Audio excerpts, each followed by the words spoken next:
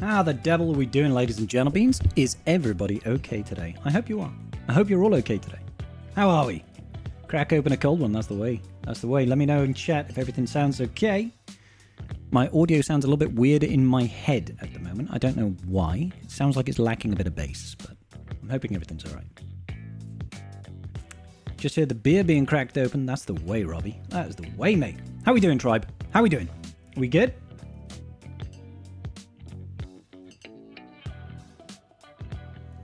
Just getting everything up and running here today. And putting the marquee on auto. Yeah, that's all normal. Some of it's normal, some of it isn't, I think, right now. So we got Thorny, we got Tiger, and we got Robbie.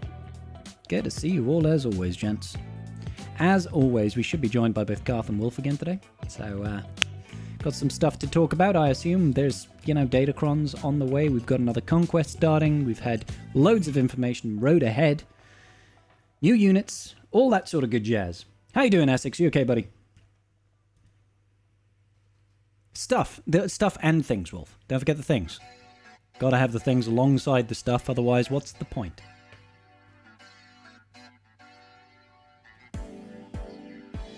I know, it's rather profound, Wolf. It is rather profound. It's wild, mate. Absolutely wild.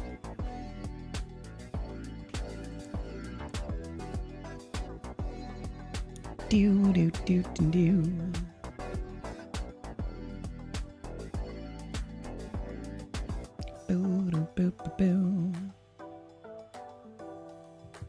Yeah, no worries, Wolfie.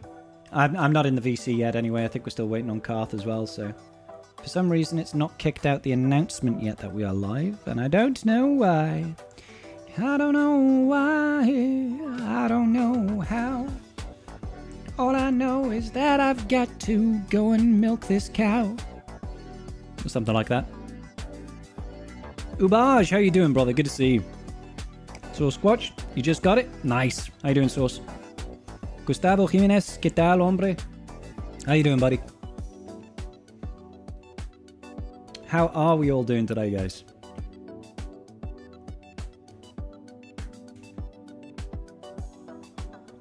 Gustavo.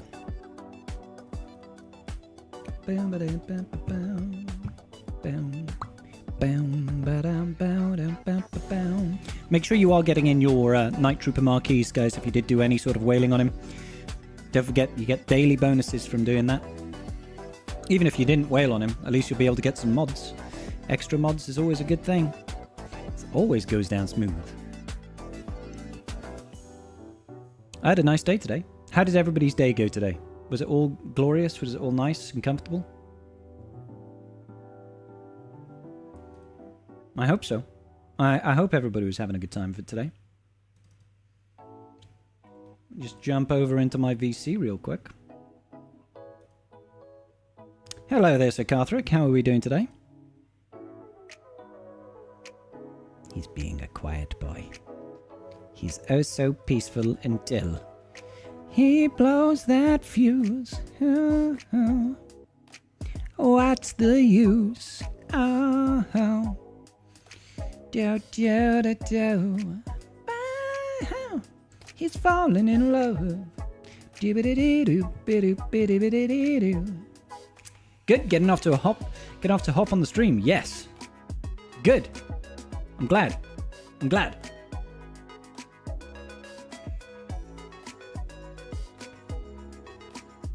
How did everybody's TW go? Ours was pretty successful. Pretty successful. Is this a safe spot to cry about the new raid? You can cry about anything you want. Cry about anything you want, mate. Okay? Within reason, baddie. You've had breakfast with my mother so far. Today's fabulous. Ah, that's awesome, man. I wish I had breakfast with my mum today. That would have been nice. Hey, Vash, how you doing, buddy? Night Fox in the chat. Mod Squad. The Mod Squad representing.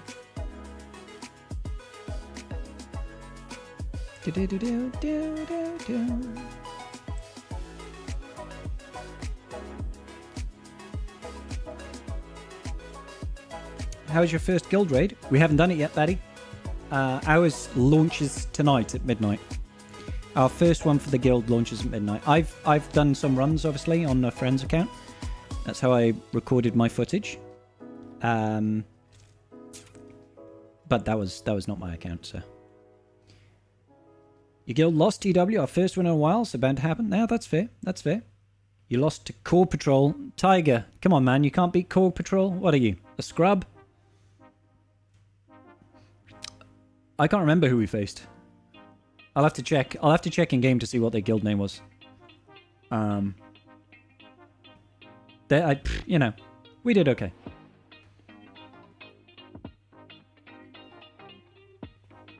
Your TW was the usual. Signed up with 37 people and stomped people. Is that what the usual is? 35 to 40 people sign up and then you stomp people in the face because they're children? Oh no, Ubaj, you forgot. You know it. That's fair, dude. You might as well take the free droid brains. Why not? Free droid brains is free droid brains. You don't look a gift droid brain in the mouth. Full clear and they didn't clear a zone. Nice. You faced Templar. Nice successful win. There we go then. Good job. Oh, I need to climb in fleet. I got dropped quite heavily in fleet today. My fleet is very erratic when it comes to how much I drop. I either like don't get hit or I go to 12th. It used to be I'd just go to like 6 or something like that. But these days they've been taken to either knocking me down a lot or not at all. Faith on. It 100% correlates to where you get knocked out of first from. It 100% correlates to lick my sack. Hi, Karth. How you doing, buddy? Doing well enough. Just finish my climb. I mean, you do gotta be doing it. How you feeling today, Karth? Oh, fine. Oh, good. Oh, good. That's great. Isn't it a real shame that we didn't manage to face off against Zareth? It is a real shame we didn't manage to do that. It kind of sucks because the reason why I don't know who Zareth's round 1 opponent was. Yeah. But my round 1 opponent failed, and so I can't fight him. So. Right. Well, no, if you're round 1, you can never refight the same person in the bracket. Yeah, so my round 1 opponent won versus me, and then failed in round 2, so I can't match him in round 3.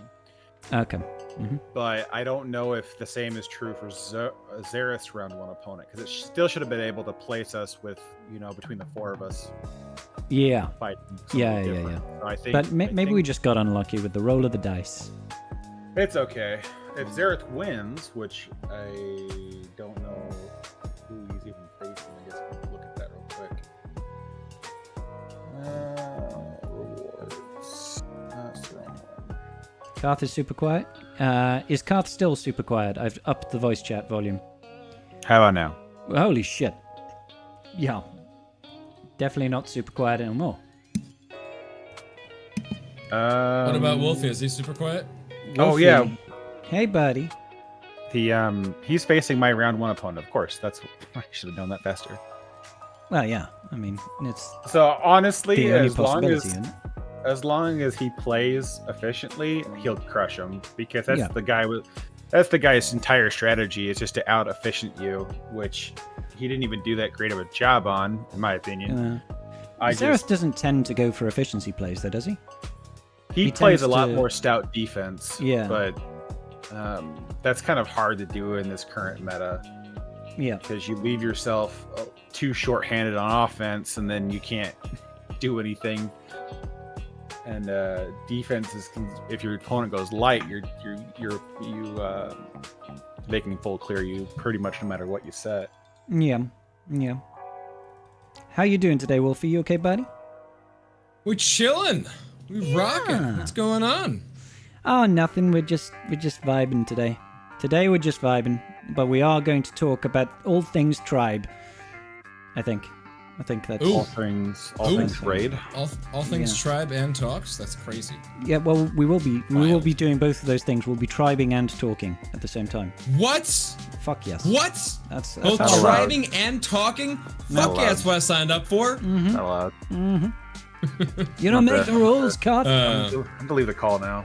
This is, Absolutely not, he says. That's not what I agreed to. You don't change the terms of the contract. I didn't sign up for that shit. I only signed up for hookers and blows, says Garth. Damn it. could be the facts. I'm having my own tribe talks with hookers. And nobody's allowed to say anything. Damn. Oh man, what's the whole desperation. Bender line? I'm making my own tribe with hookers and like, fuck, I've not watched Futurama in fucking forever. I man. couldn't tell you. Couldn't tell you. Hey, Wolfman. Have you not watched Futurama? No, I've only seen dribs and drabs of Futurama over the years. Ah, Never fully engaged, as it were. Yeah, I hear it's good though. with blackjack and hookers. There we go, blackjack and hookers. Blackjack and hookers. That's what he likes, is it? Okay. I mean, yeah, I can I'm get on building board my with own theme park with blackjack and hookers. They are the quintessential parts of a theme park. that. Oh, I mean, they are. They are. You can't really have a theme park without those two very key Right? pivotal components. Fuck the Right? rides. You don't need them. Seriously. That's what hookers are for. They're the ride. Who needs rides when you can be tripping? You're saying. My feelings exactly. Exactly. Oh dear me. Oh dear me. Dear me, oh me, oh my. 15 different fucking windows open. Oh my god. Yeah.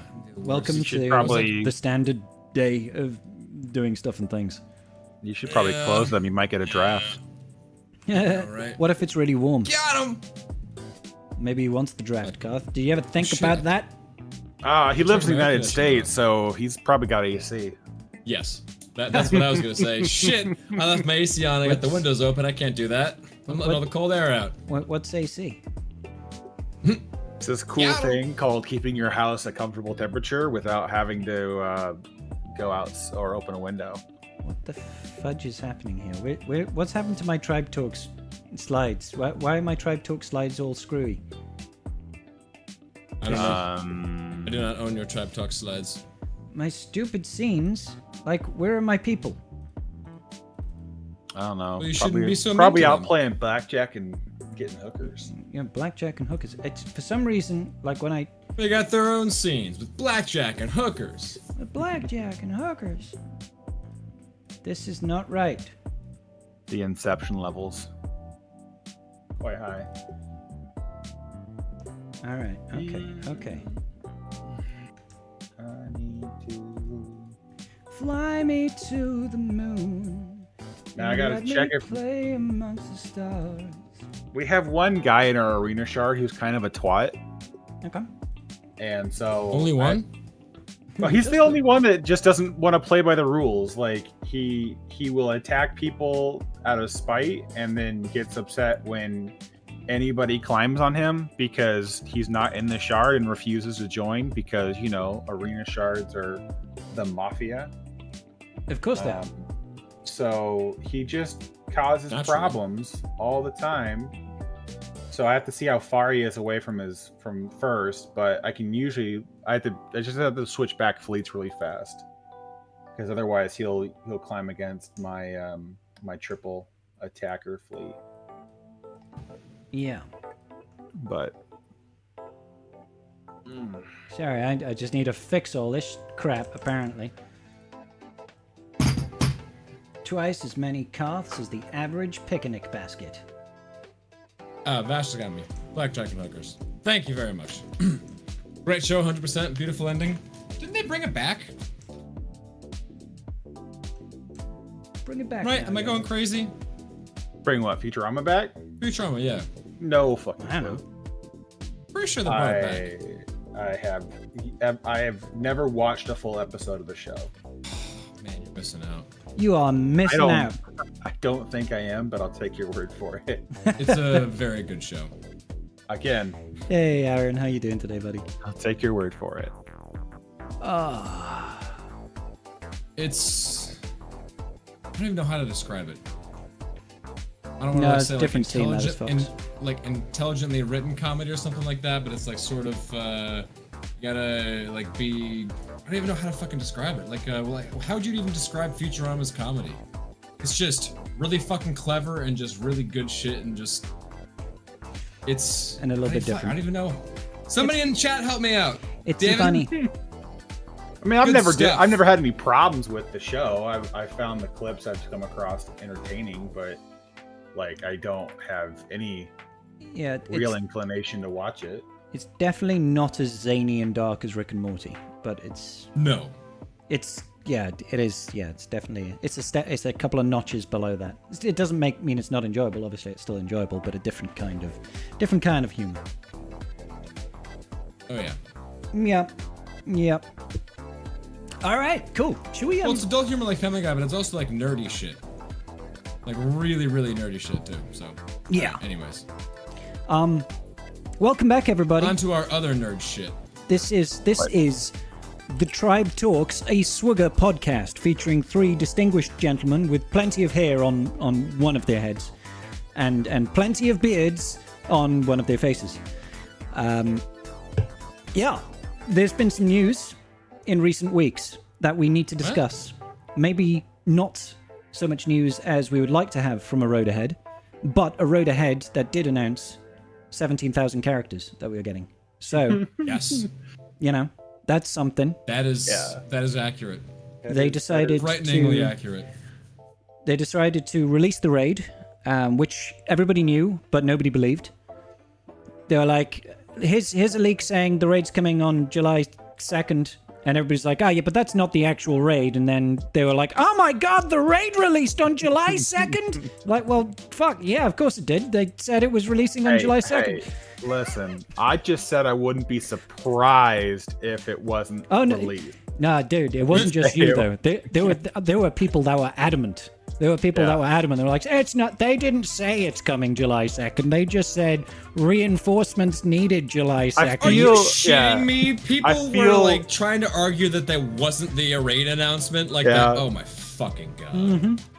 The fun part for me though is like it's like the way CG words damn near every announcement is with wiggle room. Of course, that's just Because- corporate speak, right?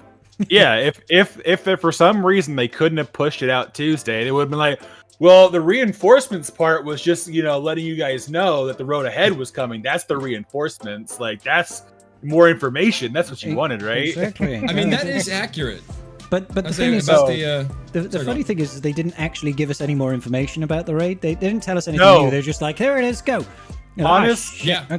yeah. Honest to God, that was the one part where I was a little like butthurt. Was like I was hoping for like on that day we'd at least get a breakdown of the mechanics and Yes. what was going a down. quick reference sort of thing, so you can actually Yeah. see it all. And It's it's like annoying scrolling through the raid to see all Yeah. the mechanics. It's It's just like like- it's hell. You're like, come on, learn guys. by doing, Please guys. sort Learn it by out for doing. us. Well, because there's so many things that you have to account for now, because like the space part of the battle gives you different perks and bonuses. Yeah. That some of the other tiers, I would say, like once you get past Separatist, Gungans, and Queen Amidala, like knowing some of that shit's gonna help, especially for that last Mhm. run, because that last run seems like an absolute crock of shit right now. Just an absolute crock of shit. You talking about the second Jedi team? Yeah. Yeah. Because it's like every team that I've seen maxes requires the same elements. And I'm like, oh, that's gonna be big kid rough if you can't find a way to split that. Because it's like we need to find a way to make the Lumi team max with as cheap of a team as possible. yeah, as far as I've seen so far on the Lumi team is that Kit and GMY seem pretty much required for that team. I've seen plenty of people drop GMY and use Cam, but I feel like taking Cam away from the second Jedi team basically uses it. exactly. That's where I'm at. It's like Yeah. I've seen the max with Cam, but Cam has to go with the second team to give it a fighting chance. Yeah. And that's the problem. Is like everything I've seen max requires Cam right now, and I'm like, I've seen some stuff that doesn't require it for the high end Lumi teams though, which is Sucks good. for anyone who doesn't have cam. But it's the high end Lumi. do you really want that to be Apologies. your investment for this raid? So yeah, and then Cam being required for both, or not required but needed for the most part on one of those teams, locks out a lot of people out of having raid access in general. I mean, I definitely feel bad for the people that don't have cam at all. You've had the raid launch, haven't you, Wolfie? Oh yeah, I did I've done a couple runs so far. I was doing some testing around a little bit. I've only locked in 2 runs, so I still got to do a couple more to finish them up. But nice. the Gungans, I have the Relic 7, Jar Jar, no Omicron, full auto, maxed it out. I think 50% of the time. I think I did 4 runs. Yeah. The first one was a max, then the next 2 failed, and the 4th one was a max. And I was like, fuck it, I'll keep it. But so that one was pretty decent. And then, I was actually telling you earlier today, I was messing around with the Queen Amidala team a little bit with Master Qui-Gon and Padawan Obi-Wan. And, oh my god, just the turn meter and the everything, it is such a freaking wreck on that team. Yeah, there's so many moving parts that can just throw it off. And then you can be having a good run, and then all of a sudden the commander droid gets the bonus turn, and it just completely fucks everything. You're just like, okay. And then Queenie starts off with like 50% more turn meter than everyone else, and then like they back around, and then another wave starts, and it's like a new encounter starts, but they like reload in and like move turn meters around. So like sometimes they outspeed some. It's really weird. Everything is all around. You go into a new wave. You're like, okay, I'm going to finish this one. Padawan Obi-Wan has got like 99% turn meter, and everybody else is around 20%. And then you start a new wave, and Qui-Gon goes. You're like, what? Yeah, why like, are you taking a turn? You're like, it is, it's a little bit all over the place. So I finally managed to max the Relic 8 tier. Got a solid 2.7 on that one. I used R2. He was fine in there for the offense boost and everything, so that was pretty solid. Yeah. Just the 4 of them. Didn't need another one. I will be taking her to. Yeah. I will be taking the Queenie to Relic 9 to eventually just to bring her up there, but it's not immediate priority. Yeah, I did it this week after doing the testing and get the run done on Slan's account. I just bit the bullet and was like, you know what, screw it. I'll be playing it in a week. I'm dropping that R9 on Queenie because I had the others at R9 already. So I was just like, it's going to be a bit uncomfortable because it's not a fun run. I'm hoping that my mod setup is going to be improving over time, so I figure out, fine-tune it to make it more reliable. So I'm not spending like 30 minutes on one team trying to max, but hey. Amusingly enough, so I tried it again right before we went live. I was like, screw it, let me try. It was like half an hour or so ago, or before we went live. I was like, screw it, let me. I got time for a run. Let me try that out. And I left my regular modding on them. So really? it's just their standard stuff. Yes. Yeah. So apparently standard modding is going to be working okay for me. Yep. Well, I mean, the rest of them, no way though. My Kit Fisto does not have bitchin' offense mods. Yeah, no, exactly. It really does feel like for this one, you need to have some pretty solid offense mods and offense mod sets. Like fast offense sets with good offense percentile secondaries feels so useful in this particular raid. I feel very justified having focused a lot of offense percents recently.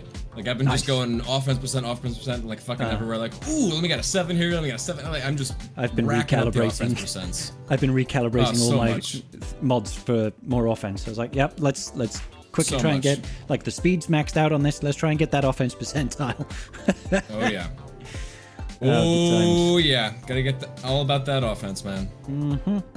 So Oz launches tonight, doesn't it, Garth? Tonight at midnight? Yeah, it should launch tonight at, I think it's Guild Reset, which should be 6 p.m. Pacific, so it's 8 hours ahead for you, so it's 2 a.m. Yep. I mean, I'm not waiting up. I'll do it tomorrow. I'll record some footage. I'll get some more teams. It's always nice, I think, when the raid first comes out, so we get to learn it, right? Yeah. I'm sure the shine will come off the apple after a couple of months. Who knows? Well, but shine coming off the apple after a couple of weeks, couple months, whatever, I'm okay with. The speeder bike raid, the shine came off the apple in about 5 minutes. It was like, 2 or 3 runs in. Number 1. Yeah, it was like, oh, so that's the strategy? Oh, Oh, okay. yeah. Well, that's There was like boring. 3 teams for the speeder bike raid. There was the Leia solo. There was potentially a side swipe team that you don't need, and then there was any evasion with Empire. Yeah. That's It was just those like, are the okay, 3 yeah, cool. teams that you run 8 times. Yeah. So- At least the runs feel a little bit different. You know, a little different strategy. I mean, you have a lot of the same elements in them. You know, Yeah. saving your big moves and saving your buffs and everything, so you can, so you don't get dispelled by the big commando droid or whatnot. But Oh god, that's so annoying. some of the similar strategy elements, but the runs feel different. Shift down in the chat over here saying, was there a hangover from Friday night's GAC? There was a small hangover, Shift. I did have to have a lie down on the couch in the afternoon. Question my life choices just for a little bit. But then I cracked open a cold beer and got on with my life and everything. Never hurt nobody. Well, exactly. It was like Friday night stream was great fun. I thoroughly enjoyed. And, you know, not for nothing, but we did still win both GACs. Despite playing awfully. Oh my god, that was 1000% Because we're awesome. some luck. Yeah. Nothing to do with No. skill. That was some Dutch courage luck. That's Oh my exactly. God. If it wasn't for the fact that I drank shitloads of whiskey from the bottle and like 6 beers, I don't think we could possibly have done that. No way. We would have lost straight up. Oh. Yeah. I think Yeah, it was good honestly fun. the only reason we even got a hold on defense on my account was because we couldn't clear him and he got cocky and started. See, I was playing the lull them into a false sense of security game. That's what it was. There That's what it was. we go. All right. Yep. those I knew I words. had a plan. If I could remember half the battles that we did. Yeah. Well, that was the problem where I got to the end of it. It was just like trying to get you to keep playing because there was literally one fight where you didn't touch anything for like a minute and a half. Yeah. I'm like, for fuck's sake, just press autos. Just press autos. Just like, come on, let's finish the battle. And I was like, no, this is too funny. I'm just having a laugh with Ranger right now. Ranger broke a He few times. literally, I've not seen Ranger break like that before. Yeah, He was crying at one point. that was kind of funny. I got a good laugh at that part of it. It was really funny after the battle ended, but during the battle, it was stressing me the hell out. Yeah. Like, it's all right. once Scribe caught on to Ranger being just a broken mess, like crying and laughing into like the side of his microphone, like he lost it too. Yeah. So, Because I was composed Chain for some of reaction. it. I was drunk but composed until I realized that Ranger was just like keeled over, crying into his hands, and I was just like, oh shit. I called Swampgrass Swampass, but not deliberately, because he raided us. I was like, thanks Swampgrass, and then I was just like, oh fuck. Yeah. Oh dear, poor Swampy. Yeah. Really fast. Yeah. Sounds about right. Yeah. Yeah. Oh, it was a good time. It was a good time. I can't wait to do it again on. Actually, no, we can't do it on Friday because there'll be no GAC. No, no GAC. It'll No have to GAC. be drunken roster reviews on Friday. Drunken roster reviews on Friday. Absolutely. I'm sure people can get on board with that. If you want your roster roasted and watching 2 bald people get drunk, at the very least 2 bald people getting drunk, then swing on around on Friday evenings. That'll be great. There we So, go. what are we going to talk about today then, guys? I have no clue. No clue. What? Is there I stuff to talk about? mean, All right, let's there's- wrap it up. That's the end of Tribe Talks, everybody. We covered Get all some the whiskey. stuff. We can talk about whiskey. There's There you whiskey in the jarro. Well, I saw Scrap's got the freaking beer over there. I'm getting jealous. Jelly. Jesus. The Birra Moretti. The Birra Moretti. Yeah, so I mean, raid stuff obviously is cool. Should we talk a little bit about the road ahead, though? Yeah, we can start there. We can Raid start. stuff is just semantics at this point. Yeah. Everybody loves the raid and how kind and generous it is to new players. It who almost gets it. makes me feel like they can't change the B2 leadership bug because it feels like they have undercut the new players so poorly that it's just like You need the Separatist team to function, because without it, these guys aren't going to stand a snowball's chance in hell at posting good scores. Yeah, They nerfed sure. the B2 lead thing. Holy crap! That That's would like the really only suck. actual. That's the only actual like free to play friendly option that there actually is. Not only that, but it's almost the only Separatist team that really works. I've seen people do more lead, but then that one tends to take away Shaq T, and you're like, oh, well, taking Shaq T away from the limited options you have for Jedi as well is also not ideal. And So I it's- really don't want to R9 my Separatist team just to take full advantage of the benefits. So You won't have to do that though. Like, pass. you can make do with 1 or 2 R9 teams. Garth is like, I want 5, damn it. No, I'm just saying, like, for other people, it's like if you don't get the, like, if you can't get to Gungan sooner or Queen Amidala sooner or whatever, like you can't unlock Cam, like you're gonna need to get your scores up, and if that R9 Separatist ends up being in the way, it's like it's gonna be really painful to do some of those teams, because I can't see any of them that function well outside of B2 lead, because it just abuses the mechanics, and then Darth Maul ramps up into oblivion. So man, I think it would be a massive misstep at this point for them to do that, because you got 2, brand new teams that, Qui-Gon isn't even farmable yet. Padawan Obi just went farmable. Yep. Jar Jar's not back yet. Now, granted, you don't need Jar Jar to max if you put the Omicron on. You don't even need Jar Jar if you don't have the Omicron. It's just harder and needs manual play. So it's like you can still get around that portion of it, which is fine. But they're still But brand then new. that's the newest team. Yeah, but it's still brand new team, and it's only been farmable for a couple of months now. So then there's that. Queen Amidala, if you didn't max the conquest, for a lot of people, it's like if you were sub 4 million, you weren't even attempting the conquest.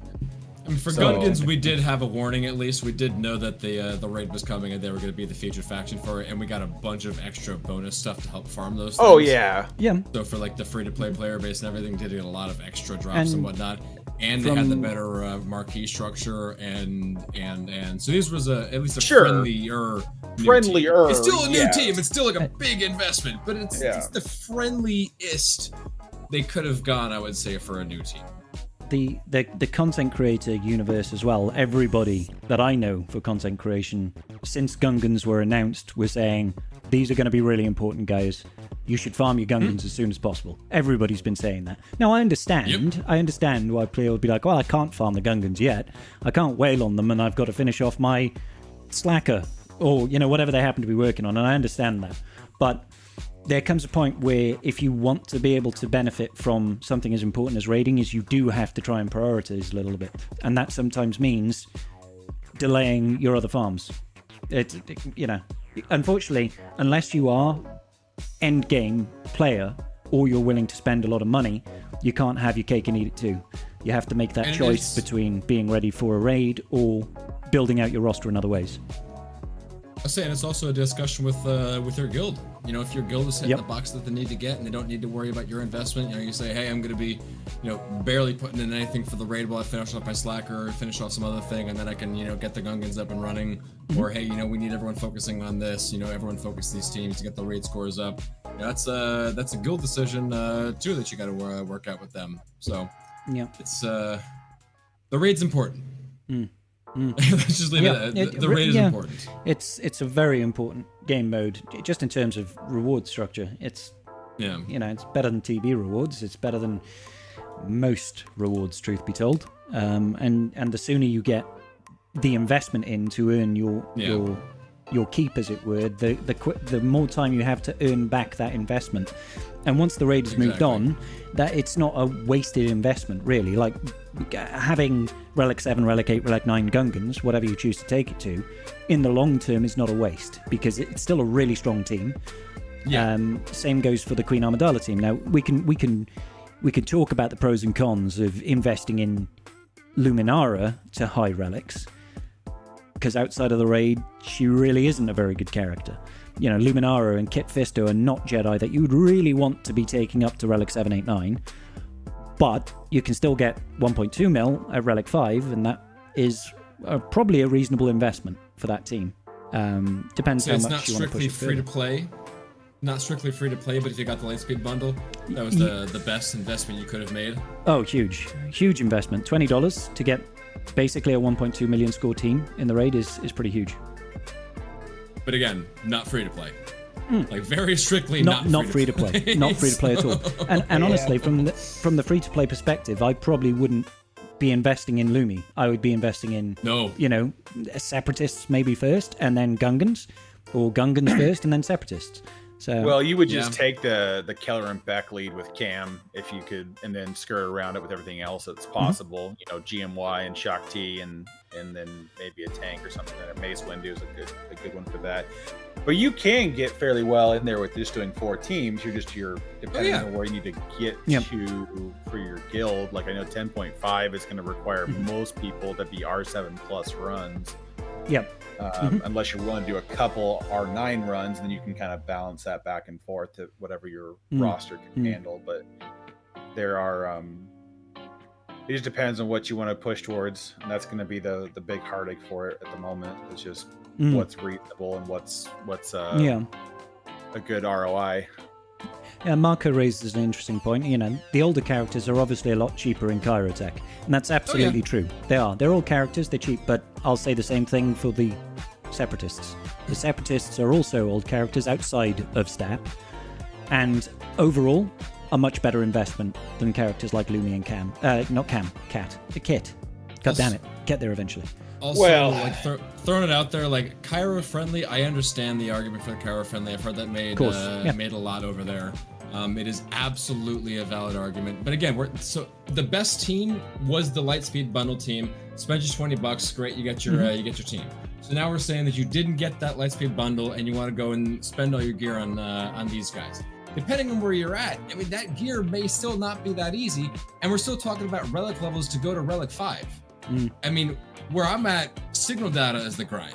Relic materials, those are the frickin' grind. I mean, those are like the for the entire frickin' game, for the rest of the damn game, like those are the grind over there. Usually when a new marquee character comes out, you're probably just like upgrade. You're not worried. Maybe you'll be a little bit worried about, do I quite have enough Kyrotech?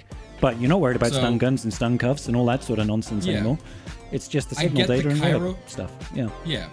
I get the Cairo-friendly argument, and I absolutely understand that angle and see that angle, but there's also the relic level investment, and that's, do you really want to be investing all of that signal data into shit tier characters that you'll never be using again after those 9 months? What? Shit tier? Come on. I'm sorry, I got a Relic 9 Luminara, and she sucks ass. Okay? Lumi is dumpster fire tier.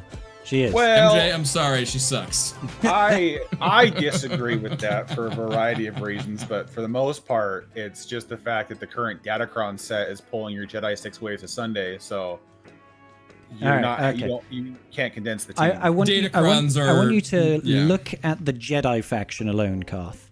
Out of all of the Jedi faction, where would you place Luminara for just the Jedi, as far as usability, usefulness in the game?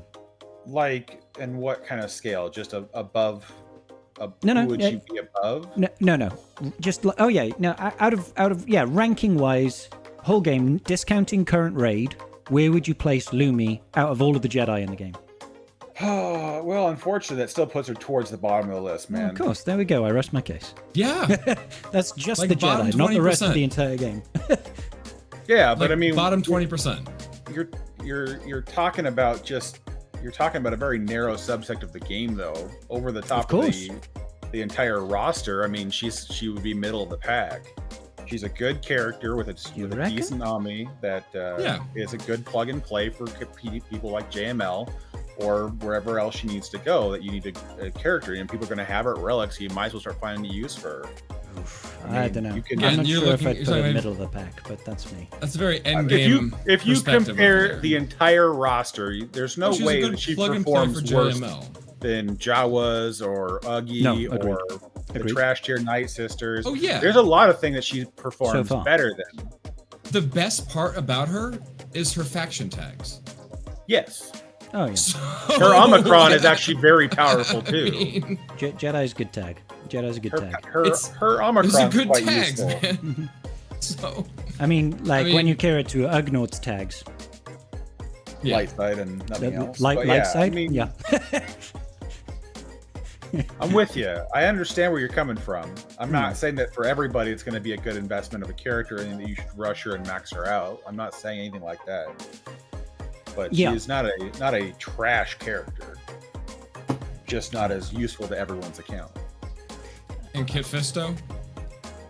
Well, that's the unfortunate part of Kit Fisto, man. Like, I mean, the parts that GMY make him obviously you're gonna have, but the parts that make him better need to go other places. That's the Kit's too reliant. Lumi on her own rights has viability just as her own character. Kit Fisto needs characters like Cam or Keller and Beck with him to elevate him out of hitting like a wet noodle. right. But So I rest my case. I mean, sure. I No, think no, I just giving think you it's shit. reasonable. Just I think giving it's you shit. reasonable not to overinvest. I just think that there's far too many characters that are more worthwhile to invest in. Oh yeah, that it's 100%. Oh yeah. Just Depending not on where arguing- you're at. You got we're your not- farming path and everything. Going and investing in these Jedi, which might be a decent plug and play, like Lumi, or might be like kind of crappy tier, like Kid Fisto. That may be like save you some kairos, but like hurt you in the long run with the relics and everything. So it's again, that's the question you got to ask yourself. You know, how's your horde doing for everything, for actually getting these guys up? I mean, I'm currently still absolutely laughing on Kyrotech, which is great. But I know that that's not going to last very long, considering the sheer volume of marquees we've got coming out for the rest of the 6 months. Yeah. We'll check in at Christmas and see how Scribe's doing. We'll 'Cause check it's in gonna- 2 months, and we'll see how Yeah. I'm doing. I So we saw can- it said in chat earlier. I completely agree. This was not the road ahead. This was just like the list of characters coming ahead. That's Pretty just much. like, all right, tunes I ahead. mean, yeah, that's. I mean, there's a lot of things in the weeds that they kind of didn't outright state, and we got in like newsletters and stuff like that too. Yeah. So it was kind of weird that there was so like I think Meathead even said that the road ahead was. No, I don't want to put words in his mouth. This is what I inferred from his comment, which I don't even remember verbatim. But it seemed like the road ahead should have been out sooner, but something delayed it, and so the road ahead came the same day as the updated newsletter, and the newsletter gave more information Done the that road should have been in the road ahead. Yeah. So it didn't make sense. So that there was a couple things. I think part of it was pushing the puzzle out in front of it. Because that had to go live first, And they want to push okay. more puzzles out for the rest of the year, right? For the Ahsoka Yeah. Tano GL. for the remaining 12 characters we don't know yet right now. Yeah. Well, I mean, we But- don't. Yeah, yeah. It's weird, right? It's weird. So, because it feels like we're going to get a lot more marquees than we typically get, but it also feels like maybe I'm misreading things here, but it feels like there's going to be a lot of crossover between the Epic Confrontation and Ahsoka Tano GL requirements. I don't think there will be. No? I think I don't expect the a new crossover, no, yeah. the new Night Sisters will be required for Balin's Skull. And I think the rest of what's coming for Ahsoka is just going to be for her. Now there might be some But, I mean, crossover in the what other else are light they side going to requirement. have requirements for Bailyn? They can't just have 3 characters Shin. required for They Bailyn. Shin- well, but you can just Shin require the Night Sisters at Relic 8 for the Epic Confrontation, and that's going to put a lot of people out of their ass. You know, it's like you have. Well, they usually do 4 characters, right? 4 or 5. I mean, No, Gas was much more than Malgus that. Malgus had 14, or 14, no 12. Gas Three had seems a bit light. 14. Bo had 4, Yeah, but one was that's the already thing, a freebie. Bam. we Bam don't had, really. What, 4? We don't really have. They're so inconsistent in the requirements. I think that Yeah, we just don't know where we stand, right? Right. yeah. And the point, the thing that gets me is like, Did they confirm it's not like crossover? it's not like Balin fought the No. Night Sisters. No, I'm So not are they going to saying have that the Night Sisters working with Balin against people, and you do it Well, that way? They're bringing a new tag with Balin too, right? He's a Mercenaries. mercenary. He was a mercenary contract under Morgan Elspeth for getting to Thrawn. I mean, I don't know how loosely they want to tie strands, but I would be surprised if they had a massive amount of crossover between Threads? between Ahsoka Tano and Balin Skull. I think they're gonna there might be one or two, but I think they're gonna try to keep it fairly separate and intentionally, because it's gonna be a massive invest. And the other weird thing about it is, like, I feel like they can't release Balin without Shin, surely. Yeah, but she can be a marquee to require her, and then they can just do what they did with the marquee event for Night Trooper and just go, wow, they're a fifth. it's just kind of weird, because it's like, how are they fitting all this in? Because if there is no crossover, right? Because Shin won't be a requirement for Ahsoka, because we know she can't be a requirement for Ahsoka, unless they don't use Morgan Elsbeth as a requirement for Ahsoka. We already know all the dark side characters for Ahsoka. Yeah, exactly. That's so already done and dusted. Shin's gonna be dark side, Morgan's dark side, Great Mother's dark side, so none of them can be required. Yeah. Yes. For, do we know all four? I know. Yes. Enoch. Enoch. Yeah, Karth corrected me. Asajj. Yeah, it's Enoch, Asajj, the Night Trooper, Death Trooper Peridea, and Night Trooper. Those are the four. Yeah.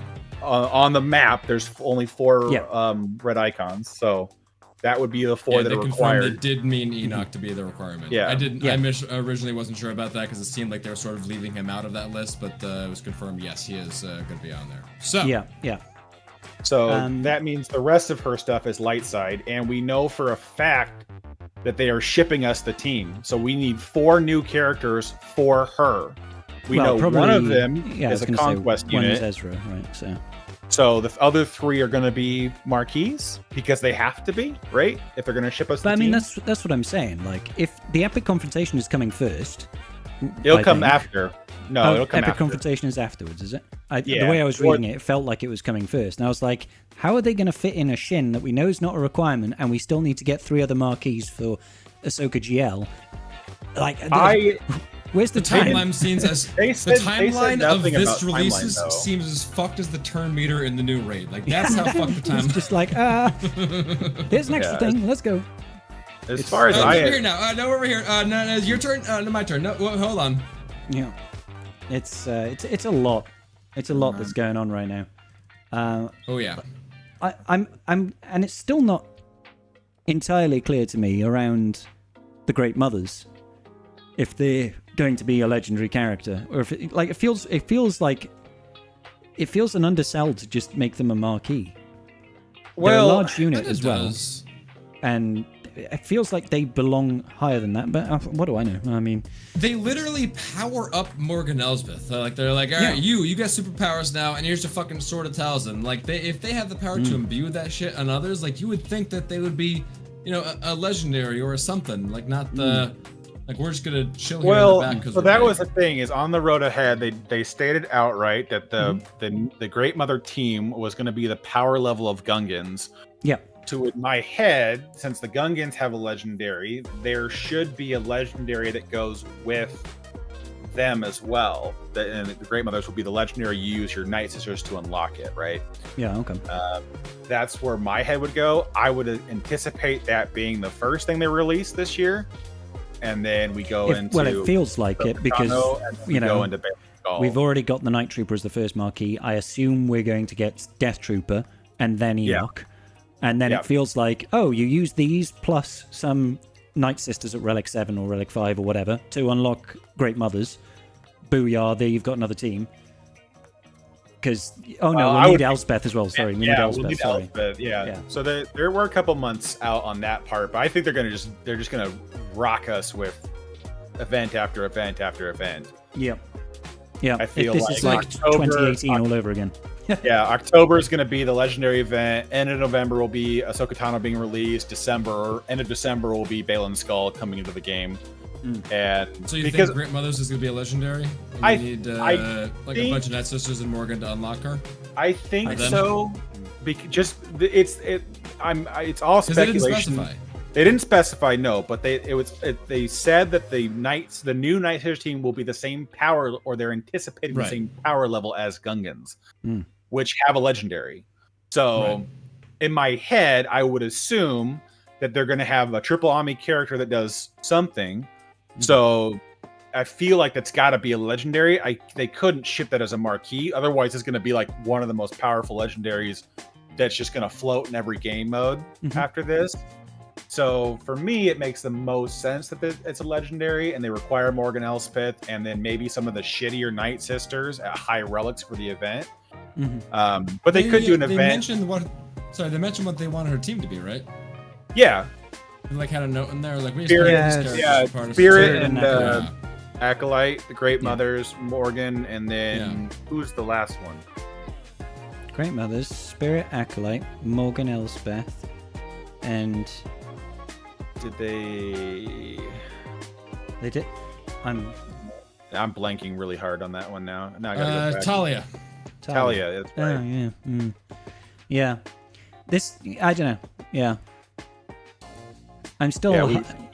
We expect Talia, Night Sister, Spirit, and Acolyte to round the team. Other options for the team might be Night Trooper, Death Trooper, Peridia, and Night Sister Initiate. Those are probably placeholders until Enoch is around to lead. I'm in an R and what if they eventually go to that team after GL Thrawn releases. Why? Why? Because they'll want to release additional stuff for Thrawn. That's what I feel like they want to do. We need one other character to go under Thrawn, and then Thrawn himself. Yeah.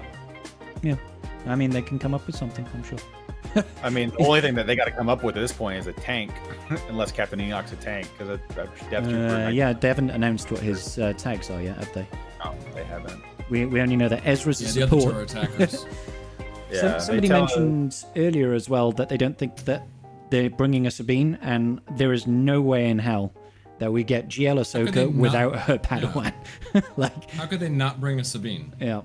If they're releasing Ezra, who is arguably less impactful on the Ahsoka storyline than Sabine, they're definitely bringing Sabine. I'll just read this line real quick for the public. It's a newsletter from In the Game. It says, "We are thrilled to celebrate Disney Plus show Ahsoka, with plenty of exciting releases coming over the coming months, including Imperial Remnants, Night Sisters, a new Mercy Tag, and Ahsoka's own new squad." Oh yeah, that means it's a new squad. It's Whole 3 new Marquis and Ezra. If it's not Hu Yang and it's not freaking Sabine, then they're messing up. The only question is who's the 5th, because new Maul. I'm just like, no, General Kenobi. Come on, man. It's got to be Hera. Well, yeah, of course. Kenobi, right? Yeah, Another Kenobi. Perfect. No. Just the existing Kenobi. It's just General Kenobi. It has to be. Just use Kenobi. Come on. But that's you have other tanks by now. Yeah. There is a ton of marquees coming out for this event. They may not all be requirements for Galactic Legend Ahsoka Tano. That might be factually correct. It'll be new Hera. But there will need to be, like, there's 3 marquees going into her requirements. We know that already. There are 3 more for her squad. There is at least 2 more after that between Shin and Morgan, right? So, like, we're already looking like 8 marquees. If they release one every 2 weeks, that's like a month for every 2 characters. So it's gonna be, Yeah, we have 5 months left of the year. Yeah. Actually, that's potentially 10 marquees. Sabine's gonna be the tank. She gets the auto revive. Oh my god. She can survive getting stabbed. She gets what's the status effect that Scion uses? Held by hatred. Hatred. They'll make a new version of Held by Hatred. Pain, hatred, yeah. Yeah. Oh my god. We'll just call it plot armor at this point. Please, right? And I'm guessing if and when they ever get round to doing Acolyte content, then there'll be no revives in that team because everybody just gets fucked. I mean, with that one character, yes. Hopefully that would be the case. But, I mean, there's so many, like... Alright, I'm not going to get derailed into that. Yeah. I don't care enough. So, yeah, long story short is there's shitloads of marquees coming. Yeah. Probably more than we expect. And then some. Yeah, I mean, I'm assuming a minimum of 8 if they want to have all the pivotal characters out the door by the time it comes around. And the thing is, too, is I wouldn't be surprised, and I would be almost slightly disheartened if they didn't bring us Marok. into this as well. I'd be okay with that. Yeah, Because I think Morgan, Marok, and the Great Mothers should be there, and then we just fill it out with however two we want to invest with. But that's the only other pivotal character from the show that we don't really have anything to go with.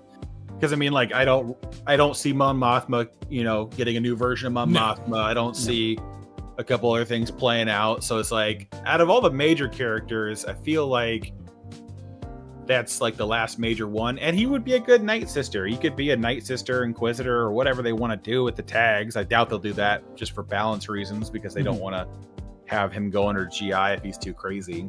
Or they just, like they did with Night Trooper. It's like, oh, well, you have the tag, but all your stuff is Imperial Remnant. Exactly. So, yeah. But that one is like the only one I kind of hope that we haven't really got any inclination on yet for. But I do hope they go down that road. But yeah. Yeah. For sure.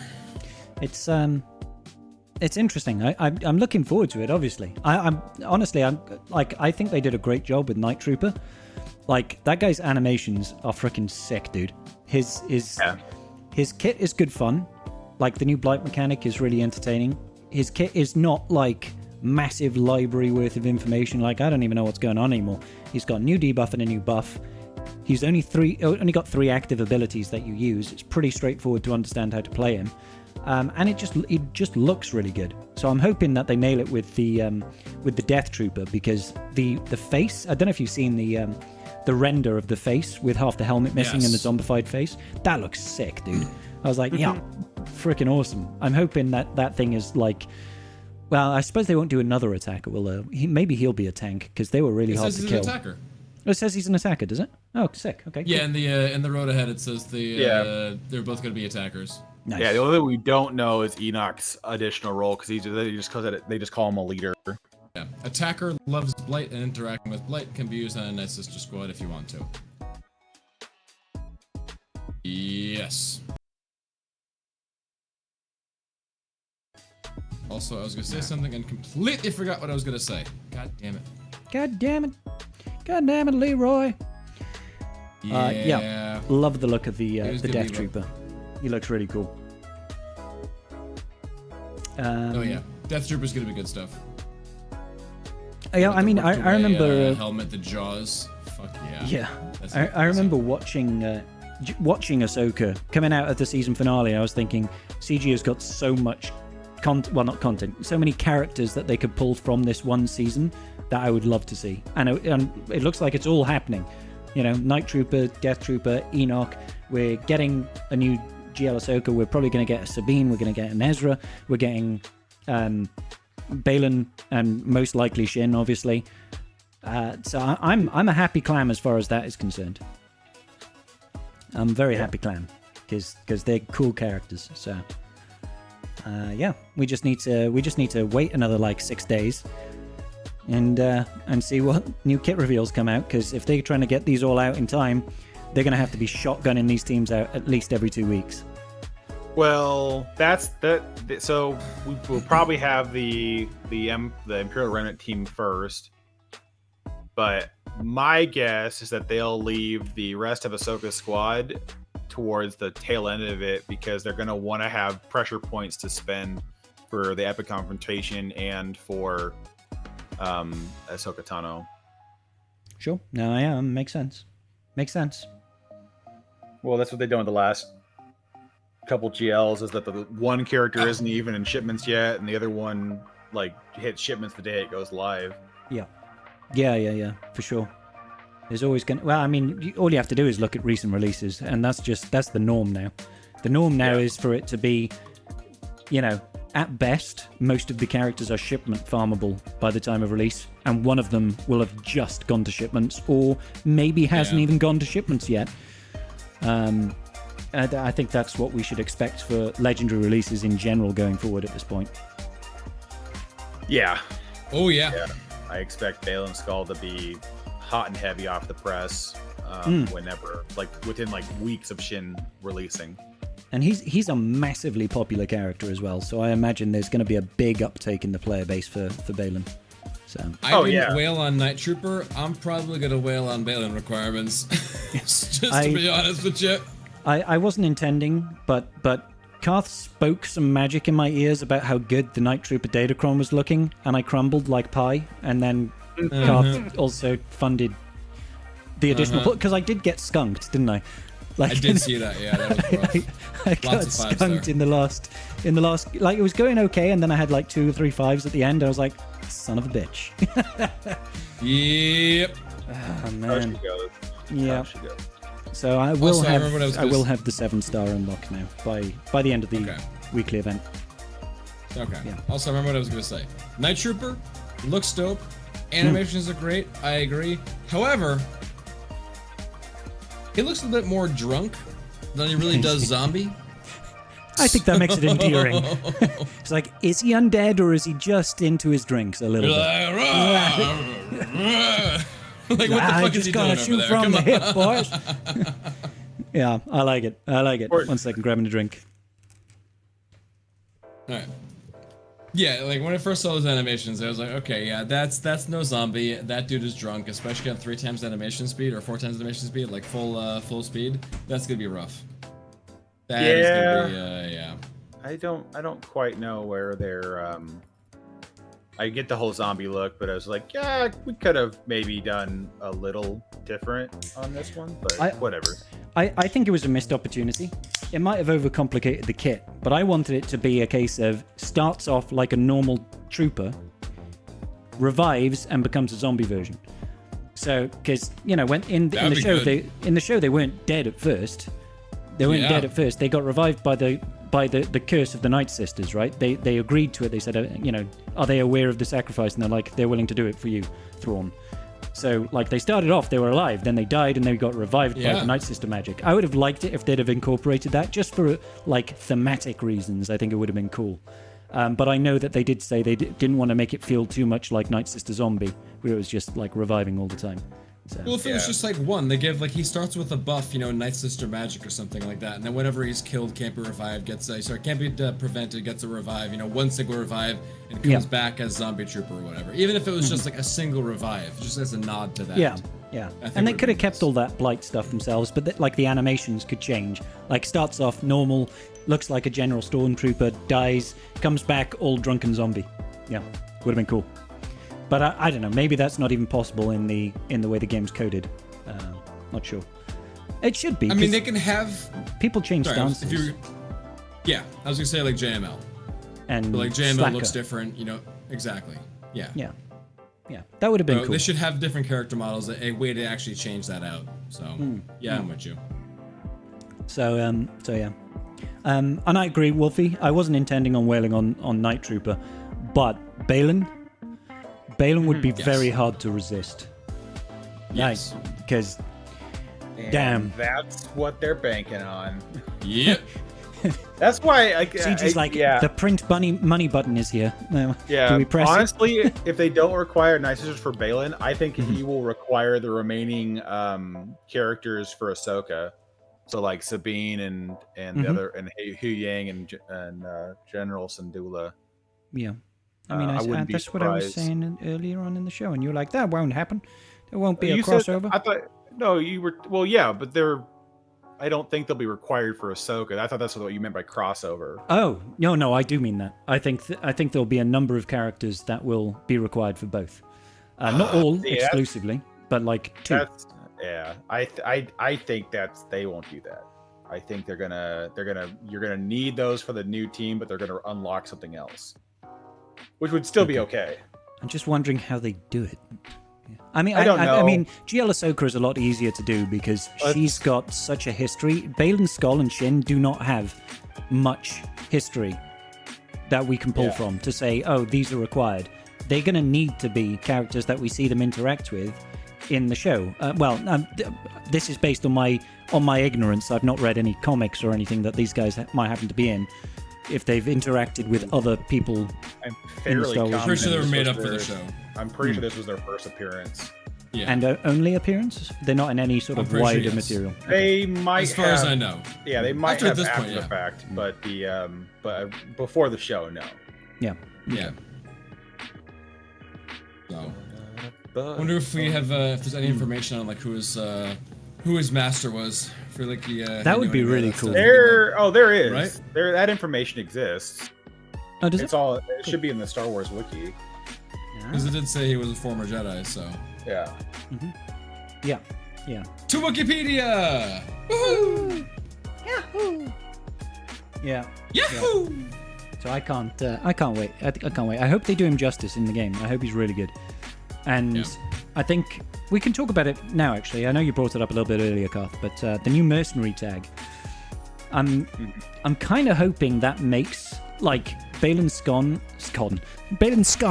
he's Scon with the wind. Balin Skull and Shin. I'm hoping the mercenary tag makes them plug and play duos that can just drop in. And they, like, assimilate faction tags. So they copy the same tags as the leader or something, so it doesn't destroy synergy. So they'll be able to gain benefits from light side datacrons and stuff like that. That may be interesting. They have done that in the past before, right? They've done it with IG-12 and Grogu. They've done it with a couple other characters. Yeah, they get Lobot. extra tags and stuff. Yeah, based on Lobot? Is it Lobot's a droid? Yeah. Can't forget my boy Lobot. Yeah. So I wouldn't surprise me they did something like that, because honest to God, they kind of have to. Because otherwise, I don't see this team being under Thrawn. But I don't really. No. I really don't know where else you'd put an epic confrontation character unless they intend for them to be like, the leadership for him is that he either hires like the other three characters and they just gain tags, or that he works under any leader and just gains the faction bonuses. Which either way, it's going to be nutty. But I feel like he's going to be a triple Ami character, so I don't know what mode they've been in a big old GAC spree for a while, but I can't imagine them having too many of those back to back. He might be TW, but well, the second Nexus Entertainment, we're expecting to go to TW. If they didn't say that already, like we already have GAC Omicrons in the one team, so I'm expecting Morgan and the Great Mothers to be a TW team, or maybe one of them TB and then the other one TW. Because Ventress and Marin both have GAC Omicron, so I mean, I'm not expecting more power into that one. So that's probably going to be TW over there. the Great Mothers probably, I would assume that they would push that direction to give them a little bit more viability in different game modes, because they don't have any TW Amis presently, and you have two GAC Amis, so right.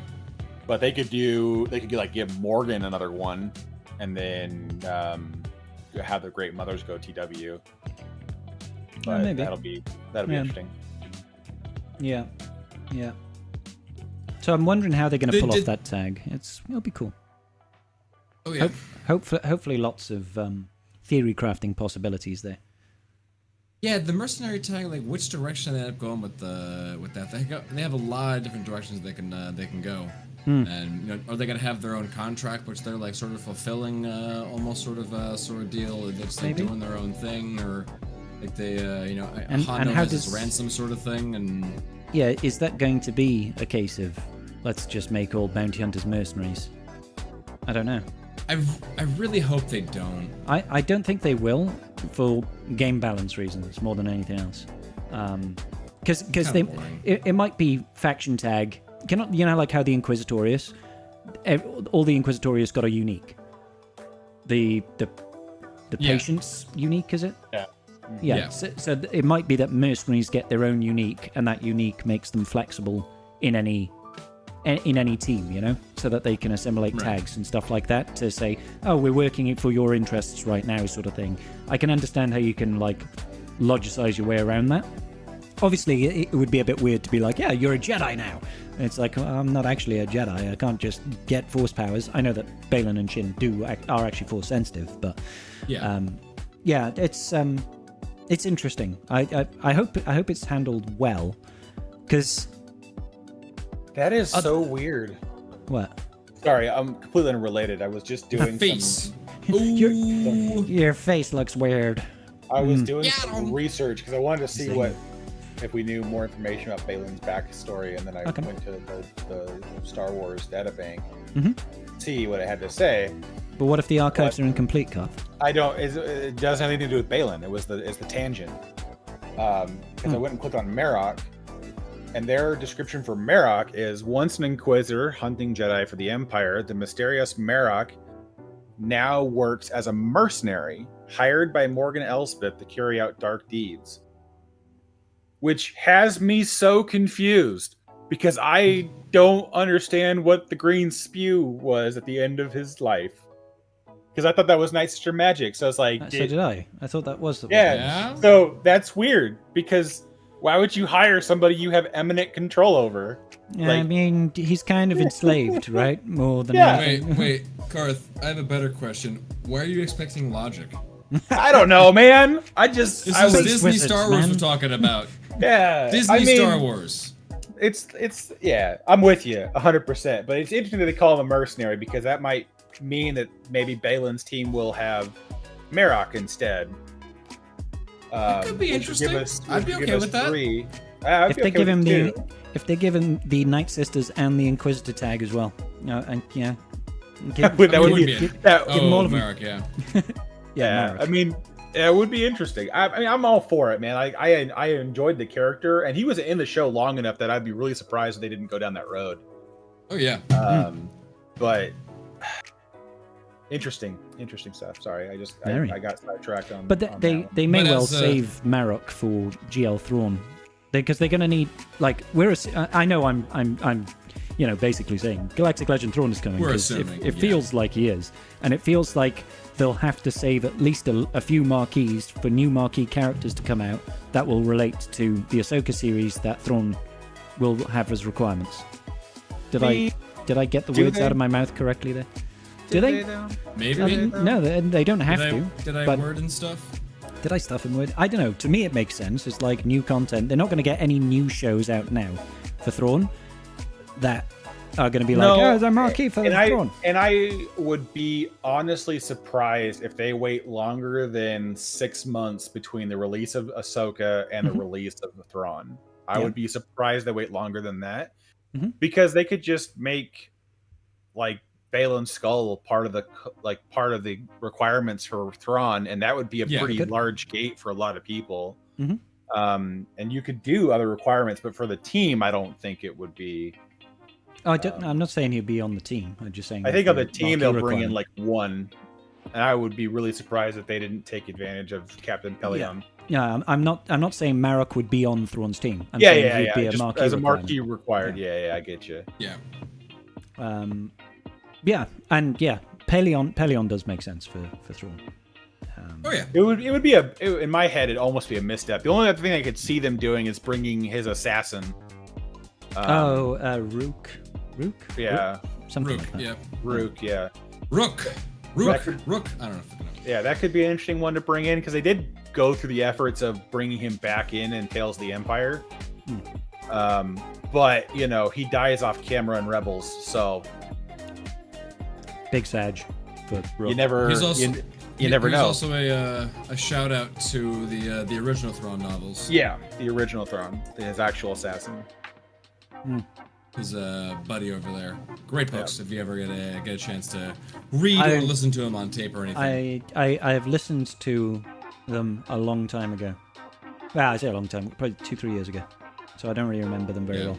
I remember Very Eli good ones. Vanto, and then for some Yes. reason, Eli played Eli a Vanto. big role in like the first book, and then it felt like he kind of got pushed out a little bit. He was like, "You're not that important anymore." In the following books, I was like, "Oh, Yeah. okay." And I liked Eli. Other things. Yeah, He was cool. it was cool. But as Rikaran was saying, Thrawn is in jail until the movies come out and more people recognize him. This is all contingent on like him being, that big baddie in the movie in the upcoming season 2 of Ahsoka. Like Yep. all of this is contingent on those things happening. We're completely in agreement. Right now, there is no GL Thrawn. In the Nope. future, Thrawn will rise to a GL status. We're expecting him to, but right now, no. Yeah, it's all contingent on that. I think they'll do it. It would be a massive missed opportunity to let that sit for that long. Yeah, I think I do think that they'll. It feels like the writing's on the wall. They can't.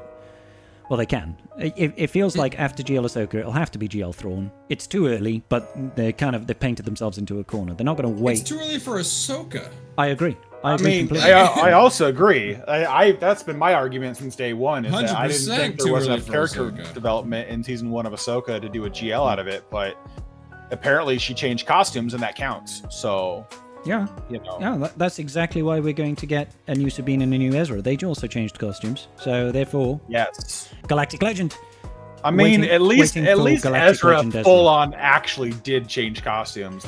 Well- Sabine, not so much. She got more of a haircut than a costume change. But she grew her hair and then she cut it. Yeah. That's two costume changes. Dramatic.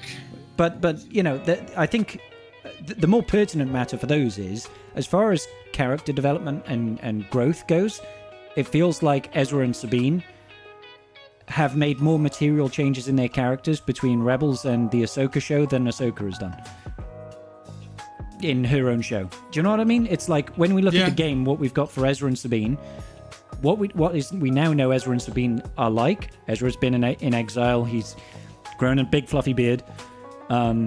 He's at one with the Force, not in the literal sense. Big bushy beard. A great big bushy beard. And Sabine is Great now movie. Force sensitive. It's a fantastic movie. We've got to do something about these sooties, Frank. Before you know it, we'll be knee-deep in thieving kids, dog muck, and crusty jugglers. What the hell? Crusty jugglers. Oh man, I have not seen that in fucking forever. I love the Cornetto Fucking trilogy. Hot Fuzz. Oh my god, so good. So, yeah, the point I was trying to make is, like, Sabine and Ezra deserve a new character in the game, whereas it doesn't feel like currently Ahsoka needs a new character. But well, I mean, like if they I'm wanted okay to do, with it. But like a marquee Ahsoka for like Ahsoka the Grey, and let that be like the tiding over, and then when the second season comes out or the movie releases, upgrading her to a GL status, fine, with that. But yeah, no, I'm not in disagreement. But if they're going to go down the road with a GL Ahsoka now, they're good. Thrawn's right around the corner. They have no reason to introduce Imperial Remnant from the show that will literally have no real home, and then be like, but Thrawn's another 18 months away. Like, no, that's not happening.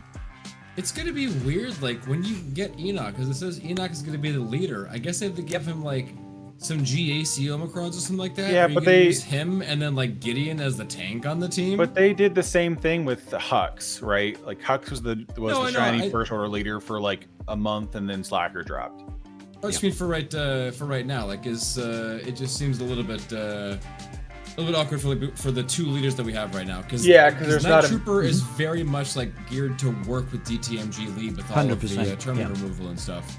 Yeah. So they're gonna make Enoch even better of a leader for them, and then make Thrawn like that. Like Well, this I seems think a little bit strange. I think Enoch's gonna going to do be for like a them? 3v3 kind of character. And the other side of it as well with Enoch is, doesn't that mean we don't have enough Imperial Remnant to fill 2 squads? yes. Yeah, that's what I'm saying. They're gonna be fighting. So it's like, we could nearly get 2 full teams. Well, and that's I feel like For that's 3v3, yeah. Yeah, mean, I 5v5, feel like it's yeah. intentional. They're leaving holes to fill later when Yeah. they bring out Thrawn, and that's all I can say. Because otherwise, it makes no sense to be like, here's 3 new Imperial Remnant with a new leadership. It's like, okay, do I take the OG Stormtrooper and Death Trooper with Enoch and have a good time? Like, what's the battle play here? Like, do you want me to put DTMG under Lord Vader to go hang out with Maul?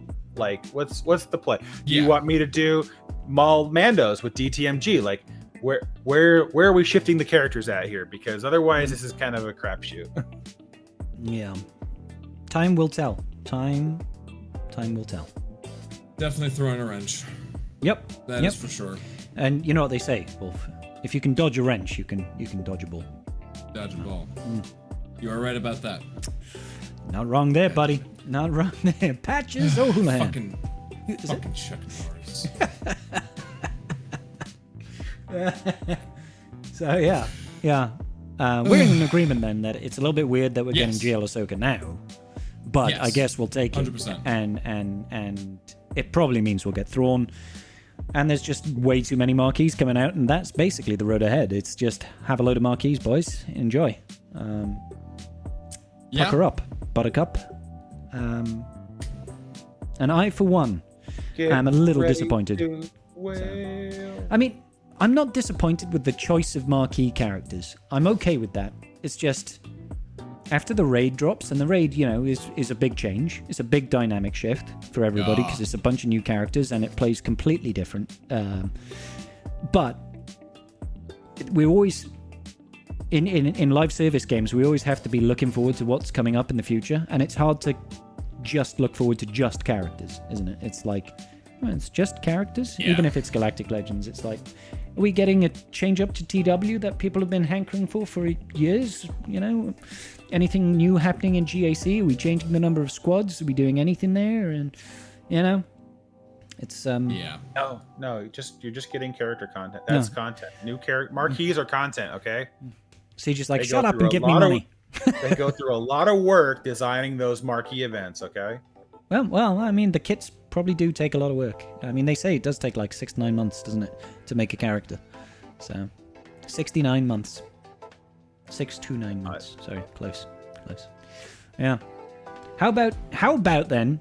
Speaking of another influx, massive data dump outside of marquees. How about them Datacrons? How about them Datacrons? Oh man, we haven't talked Datacrons yet. Holy crap. Throny, I love you. He said yarp. Yarp. Yeah. There is a whole mess of crap in these new Datacrons. They are massive.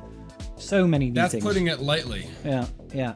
I genuinely don't even know where to start. I'm a kid in a sweet shop, and there are so many delicious sweets on the shelves, and I'm just like, which one what am I gonna have? Which one do I eat first? And I don't know where to go. But it's also like, it's also partially like you need to assemble the sweets yourself. It's like, but you gotta put them in the wrapper. It's crazy because like some of the light sides, like level 3, some of the healer, the healers and supports and the attackers breaking these up to level 6s by like the typing of the character, the profession of the character, what the fuck they call them. It's a profession.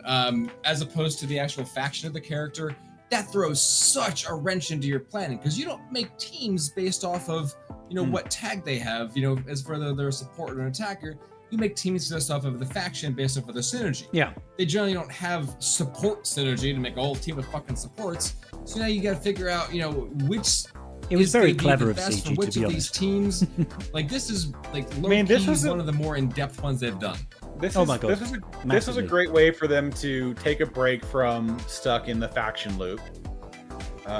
So I mean, I'm 100% for it. It's just the only part that's really frustrating for a lot of people, including myself, just the fact that it's like there are so many level 9s that you kind of have to take part in if you want to be in competitive Kyber 1. Like it's just like you can't ignore them. I mean, they're gonna be just absolutely shattering on how good they perform. I mean, Sabine with hers is gonna make the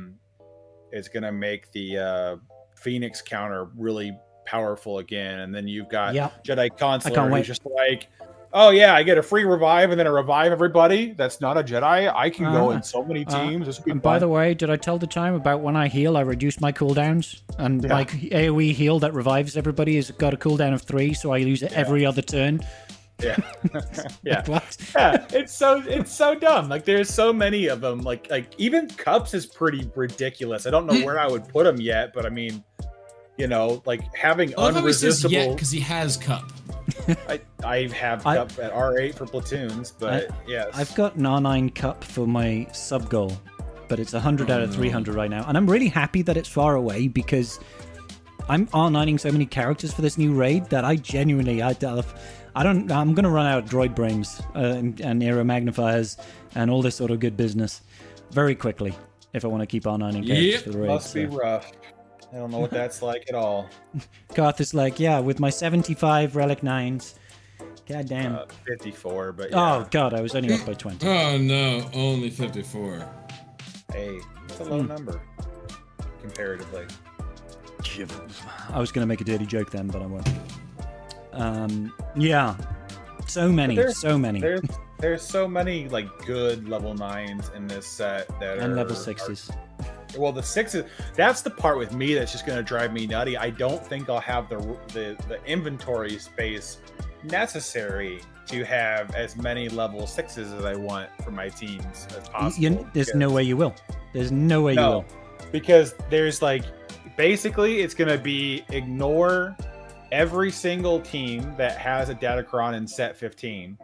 Because, A, you're not really going to change it. Nothing really compares between the two in power level. There are unique little gimmicks that are fun, but like Padme turning all attacks at a turn into 1 damage, that you can't really top that in the current set. Whilst also applying retribution to the entire team, forcing them to attack at a turn. That's provoke, but yes. Provoke, sorry, yeah.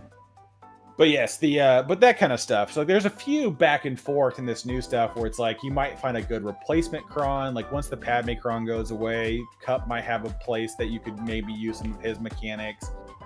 I feel like some of these are red herrings though, because they're good, they're powerful crons.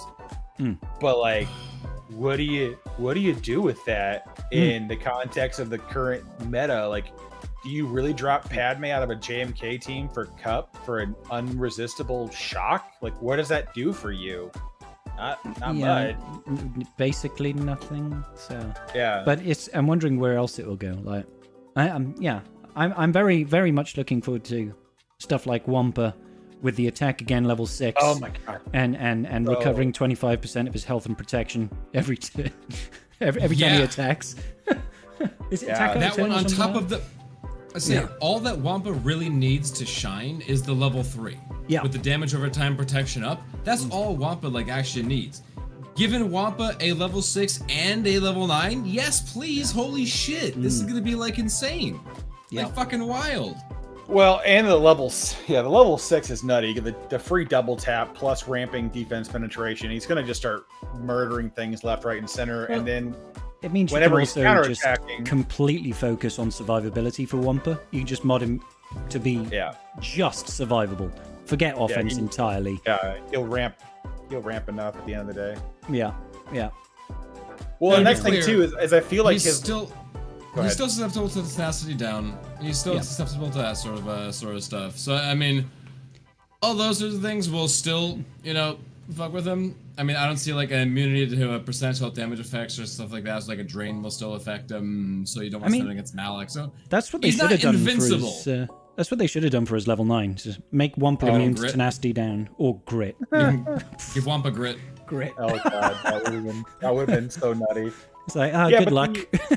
I feel like even the regenerating health and protection is almost going to be kind of a red herring too, because you have so much health steal naturally in the kit. It's just the protection helps. Don't get me wrong, but I think it will help against. I think it will help against gas teams and for people that are trying to solo gas teams with Wampa. Recovering protection so that you're not losing max health. Exactly. Will be really helpful. Yeah. What's the condition for the recovering though? Is it attacks out of 10? I can't remember. Whenever he inflicts a debuff. Oh, which is every time they hit him. Yeah, but it's only once per turn. So that's okay. He only needs once per turn. Maybe it's time to change Wampa to max protection. To make sure that only if you're looking to counter gas with it. But then again, I haven't looked into how gas changes himself in this new Datacron set. So gas is still gonna. Well, gas doesn't really care too much about the previous Datacron set, the GR set. The damage reduction's nice. He likes bulk. He likes the damage reduction. But I mean, you can take you can take some of these crons and do some really ridiculous things on the level 6s with the team. Get gas to attack again is kind of nuts, to be honest. Well, the triple tap on gas with a ramping defense penetration is going to be obnoxious, and the additional true damage when he counterattacks, which is always. But you can also just take the cron and slap 500, well, not 500. I think it maxes out somewhere in the 300s on defense, but still like 300% defense on a gas team. That's going to be more effective than the bulk, and it's still a better option than the majority of the damage reduction stuff because it's not conditional on your turn meter. Yeah. So I feel like some of that's going to change. I just was going through my head, and the gas team is actually, you have 2 attackers, 2 supports, and 1 tank. So the tank one will be fun, but the support one could be interesting too. Don't you have to have attacker to get gas though? To get gas, yeah. To get to get the level 6, yeah. But gas isn't a level 9. Oh no, of course he isn't. Ignore me. Yeah, of course. To get the attack again, yeah, you need the attacker. It's just a shame there's not more attackers in the gas squad. There's Arc, right? That's it. That's it. Just Echo and Rex support.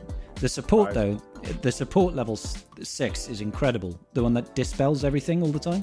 What is it? Let me see that one again. I can't Whenever remember. a support ally starts their turn, they dispel tenacity up from all enemies, then reduce their tenacity by 100% until the end of the turn.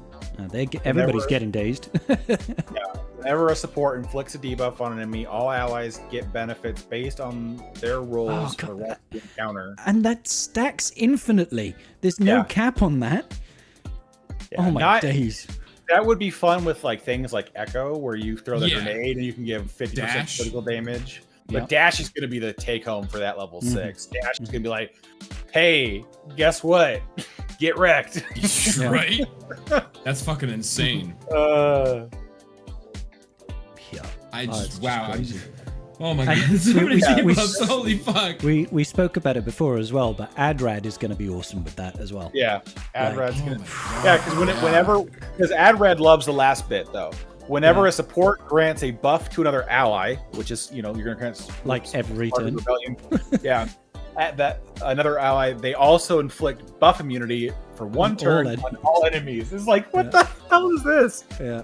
There's gonna be some really nutty teams out there that come from this, and that's like the thing I'm getting stuck on. I was like, man, I'm gonna have to like think I'm gonna have to like theory craft way out in advance of like, all right, what team do I? And the thing is too is like, how much does it move the needle too? Because we're gonna be down this rabbit hole of what is effective, what has a better defensive hold, what has better level 9 to mix and match with teams.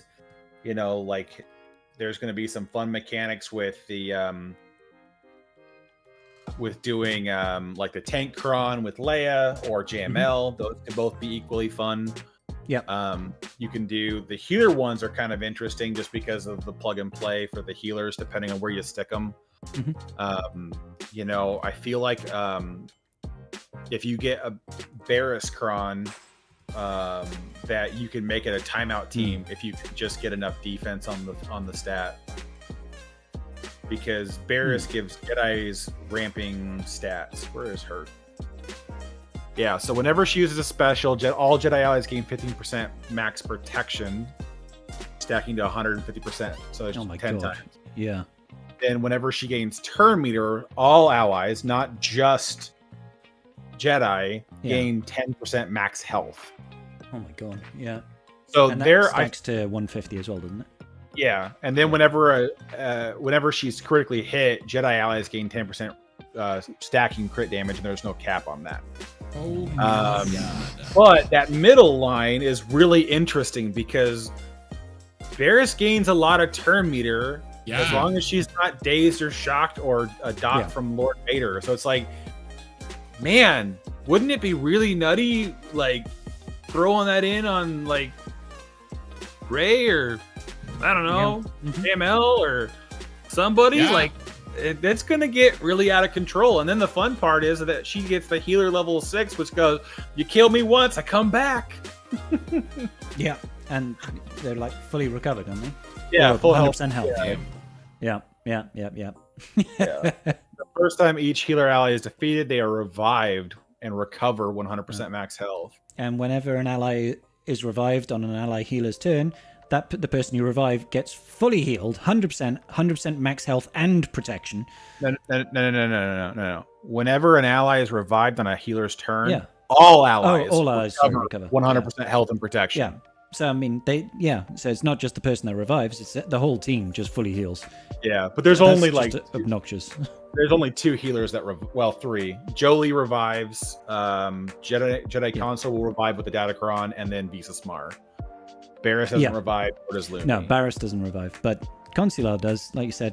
But I mean, you might have some fun again with Old Republic on defense with having that healer cron on Jolie. Yeah. Even throw Barris on the team. Who gives a Oh shit? my Like God. this is gonna be because it doesn't. It's the healer revive is each healer ally, not just the first time the healer goes. So what you're saying is we're going back to the days of GK lead with Barris. Timeout teams, baby. Let's do it. Yeah, there is just so much going on with this set where I'm like, I'll have to sit down and theory craft a Datacron for every team I want to play with, and I think that exceeds 30 Datacrons at this point. I don't want to get it all done in one go, but like there is just so much theory crafting, which is fun. This is the part I like with Datacrons is the theory crafting with it. There's a lot more options with this kind of mechanic with focusing on factions. But at the same time, I find it interesting. I know a lot of people find it very taxing because there's just no way that the average bear is going to get that far into it, and it feels like it's going to be one of those sets where it's like if you don't have critical ones, which could be challenging to do because of course right now it is bugged, that you could the level 3, the alignment portion, should lock out. Should lock out what you should roll on level 9.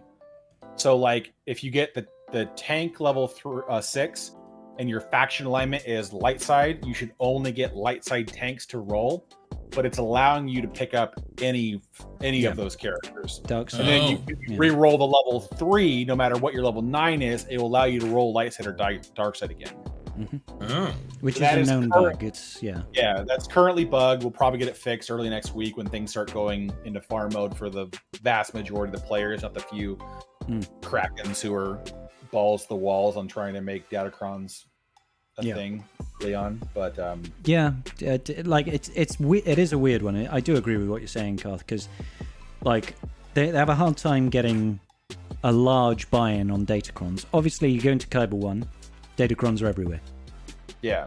But Kyber 1 is such a small subsection of the entire play base that they want to try and get it to everybody. And I don't think that this Datacron set is doing anything to help. Oh, no. It's almost too broad. Like it's too broad. The shotgun spread is massive. I'm getting pretty much endgame myself, and I'm looking at it and I'm overwhelmed. I'm like, there's too many choices here. I don't know how I'm going to try and do this. There's a lot. And I'll definitely, I know I'll have like 24 level 9 Datacrons probably of this set. I'll go in deep, but right now, just surface glances, I'm like, oh my god, there's so much I want to try. So I can't imagine what other players are feeling like as well. And then on top of that too is that they only reduce the level 6 for rerolls instead of the level 3 and 9 as well.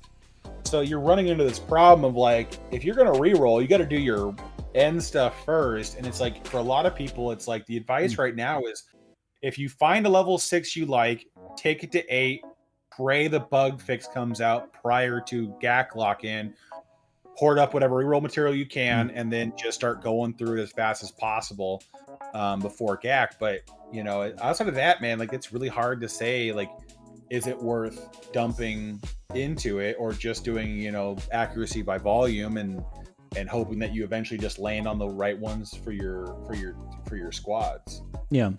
There's so many combinations, but like the support tag is huge. There's so many supports, so many attackers.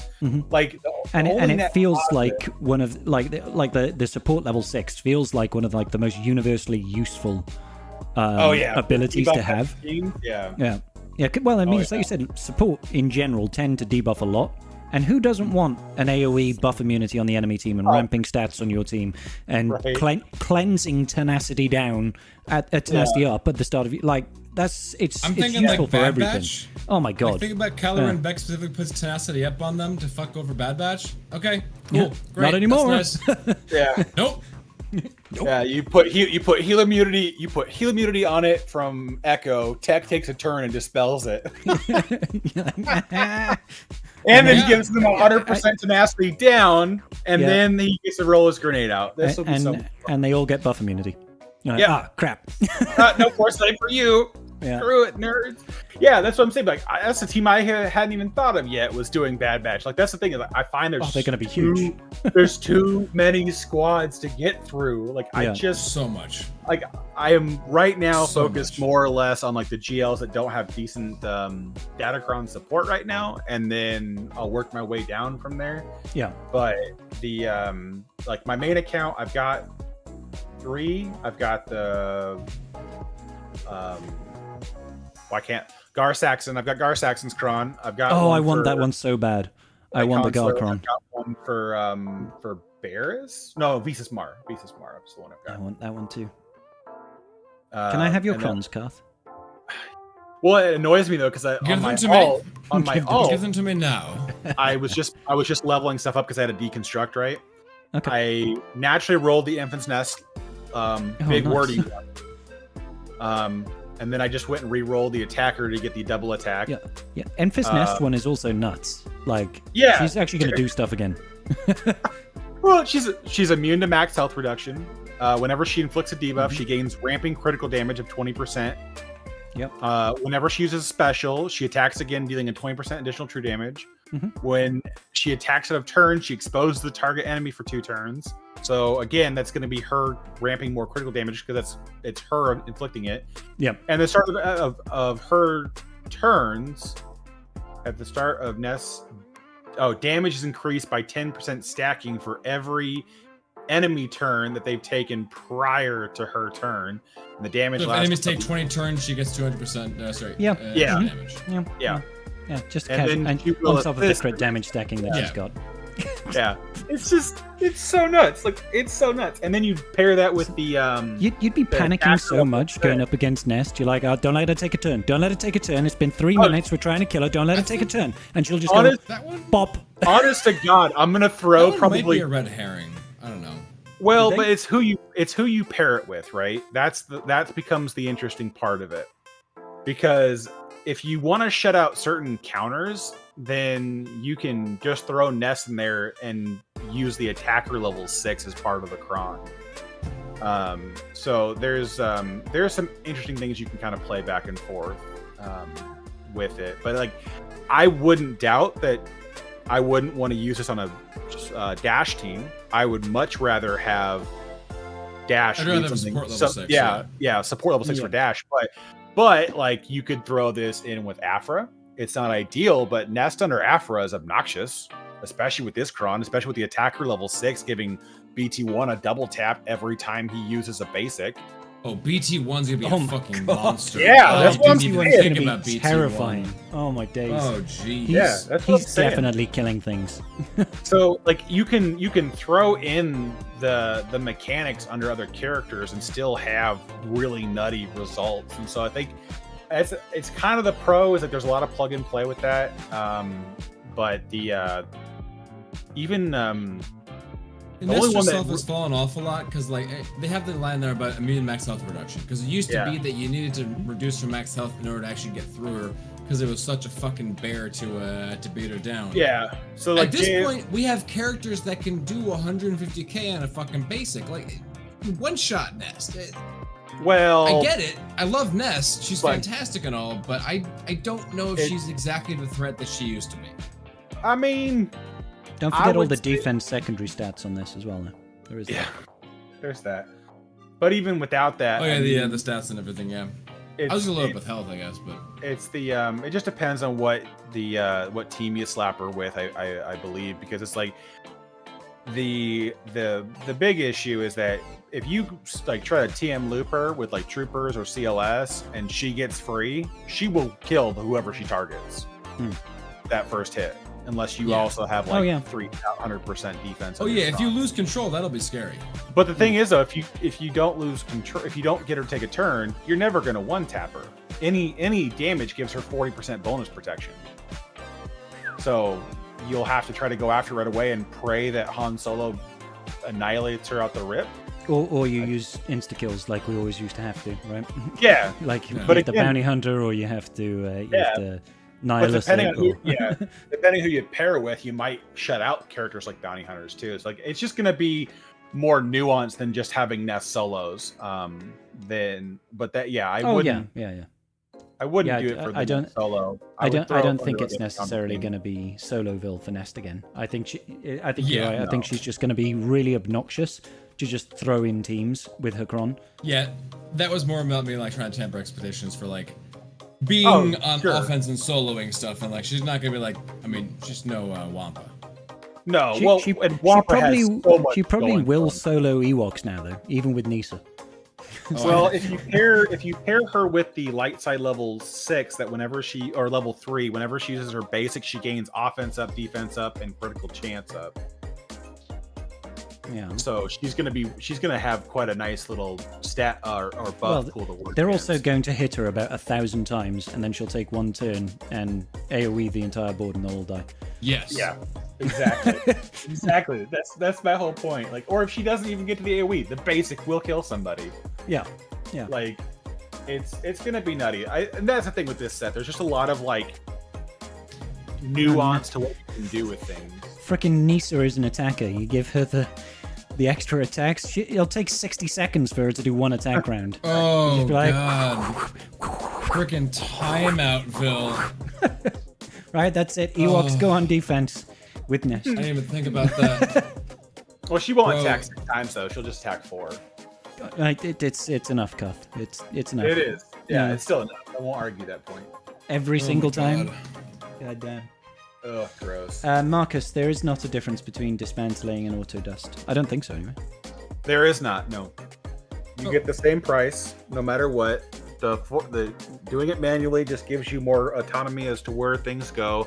Yeah. The only thing that changes with when the force dust happens is it gets rid of every single mat you haven't spent. So every upgrade material, every reroll material, and that's why people think that the number is better when they let it go Yeah. manually or force, because the numbers are higher.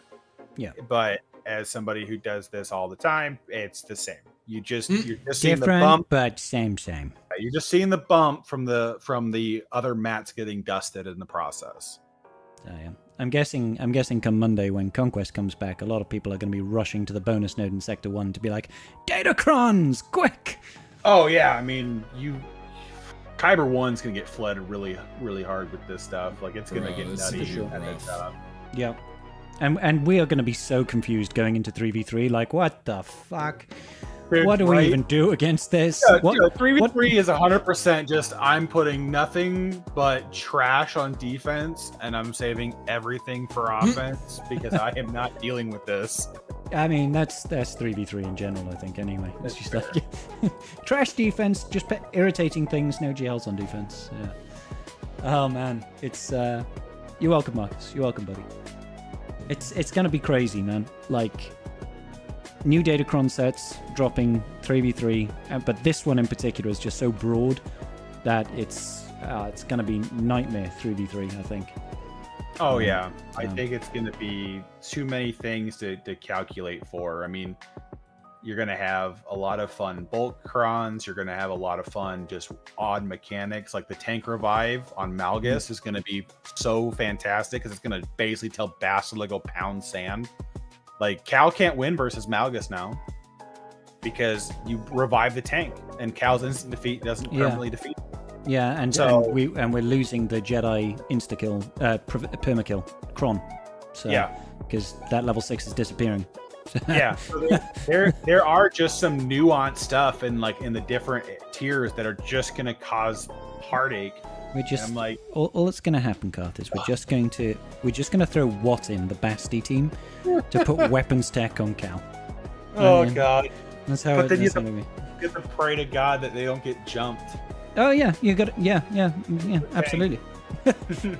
You got to pray to God that you can make it to that 30 stack of what's his face persistence. Where's the tank revive?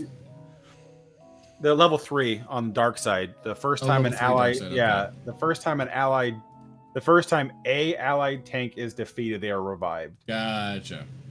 Yeah, because that's what So- everybody wants for a level So it's- 3 modifier. Yeah. It's like you have to kill like Malik manually, and then insta kill. Which you will Malgus. never do in 3s Yeah. with that team. Like, you're gonna need to use like bounty hunters and pray to God they don't just wipe the floor with you.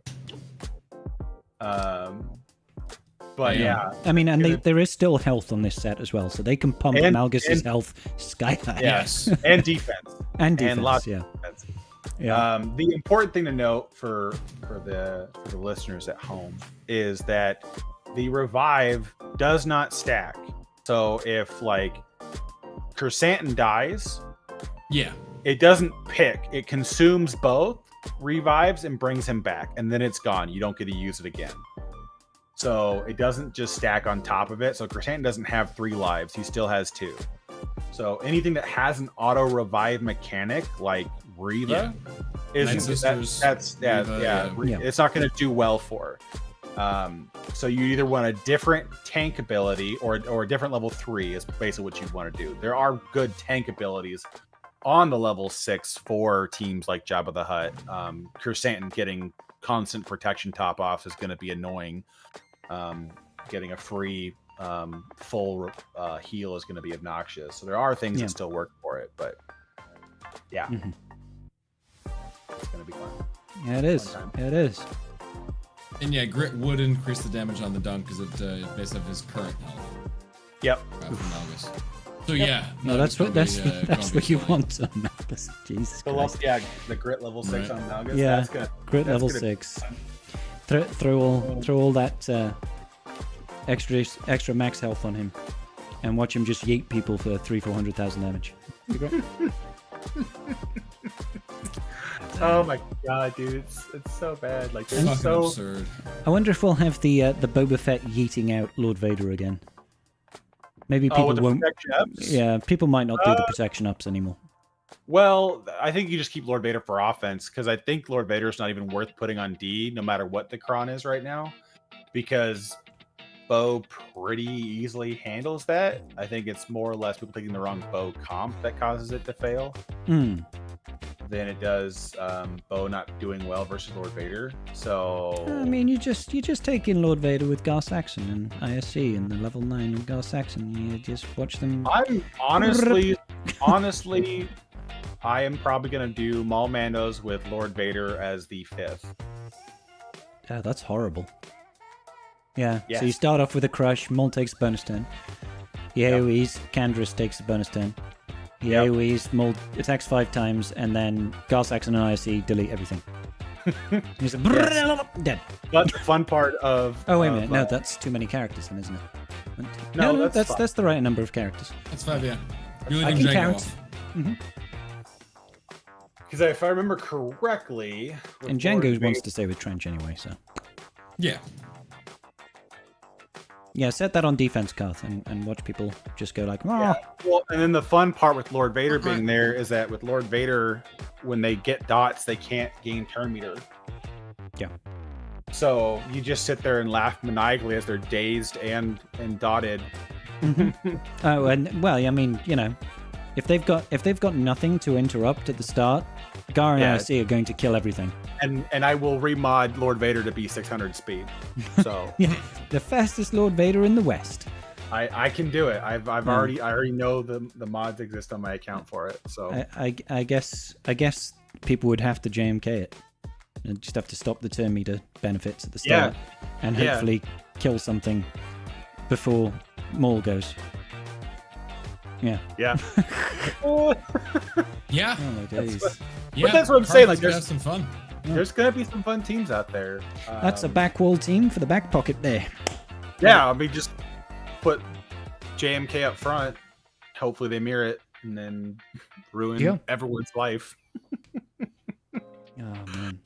But yeah, there's a lot of things in here, but the downside is that there's a lot of things in here, and it's just a lot to like comb through constantly. As like, what's gonna work, what's gonna be the best, what theory crafts are gonna be good, and this is like the one downside of not having any kind of like, you know, sandbox mode, because it's like it's so hard to test these things. Uh-huh. With- Yeah, for sure. Yeah. Oh my god. Mount JL Swigger literally just turned up. So, howdy, hey. First time viewer. Oh, welcome, buddy. Hey. Scribe Aberystwyth, you What's do know up? my hometown. That's interesting. You know my hometown. I know I've said it somewhere on stream before, so I shouldn't be too surprised. Multiple times. Multiple times I've said it, yes. So, On occasion. but You know, welcome, Croysa. that's Hope the you're way. enjoying yourself. And the same to everybody out there listening to Tribe Talks at the moment. I hope you're enjoying. We're just talking nonsense, as usual. Yes, and Ezra is confirmed as the next Conquest character. We were talking a Yes. little bit about it earlier today on the stream. And everybody's assuming he's going towards Ahsoka because it makes the most sense. So, Yes. Yeah. I agree. but Datacrons are going to be crazy. Absolutely mind-bogglingly crazy. I can't wait. Yes. Yeah, I can't wait. Ugh. It's gonna be a mess. I'm excited. Hey, you want to know something fun? Always. What's that? Saw and Luthen are supports. Oh no. Oh my god, you've just reminded me that I need to actually prep gear for Luthen and I need to gear Saw Gerrera and Chirrut and Baze. Oh, I don't have time for this, guys. Is Luthen going to be the first Conquest character released for me that I just haven't relicked straight away? Look, this is your fault for not already investing in Saw when Chirrut had an impressive Datacron, okay? Your Yeah. fault. It's No. definitely Blame- my fault. I blame CG Carth. gave you all of the foresight you needed to know to invest in that tune earlier, and you just said no. I did just say no. I just didn't want to engage, man. I was just like, no. Saw's a big poo-poo head. And he can lick Lasak. Yeah. But then turns out, you know, I'll just throw Luthen with Momo. So, but here's the fun part of that whole thing. If you have the Saw Omicron, I don't. when he throws, he gets the bonus turn at the beginning and throws the explosive trap. That is 5 debuffs, which means Oh, all yeah. the attackers on the squad just got 50% critical damage. Ooh. Oh, that's a lot of crit damage. And when Yeah. it blows up, it gives 3 more debuffs per enemy that's still alive when that happens. Nice. Oh my god. There's just like it's just going to be an absolute mess. There's going to be so many things that counter so many things with this new Yeah. set that nobody's going to have any bloody clue on how to play anything. I feel It's like so much to keep track of. I It's feel like just- we're on the it's too verge much. of either the defensive Datacron set being dominant, or we're like everything falls to B-level teams now. So just take all your GLs to offense and go crush the board. I think Hopefully- GAC is going to be very volatile. Yes. Yeah. I agree. Because there's going to be so many little nuanced interactions that people aren't going to be aware of, and they'll be like, "Oh, well, holy shit! Who knew that Cup under Lord Vader was going to cause so many issues?" You know, it'll be weird shit like that, and people will lose their frickin' minds. Yep. Well, same thing with like Ewok Elder too, right? Ewok Elder's got a pretty ambiguous revive mechanic, and is one of the healers for the set. Stop trying to make Ewoks good, Karth. All right. Not trying to make it good. I'm just saying is like depending on where you want to put that, you could have some fun with that team. Now, granted, like this is the same thing I said even about Jedi Consular, is you need to find ways for their counters not to prevent the revive, because it's like it doesn't matter if Jedi Consular goes into Rey if they can just still use Gas. Ufu. Or gas.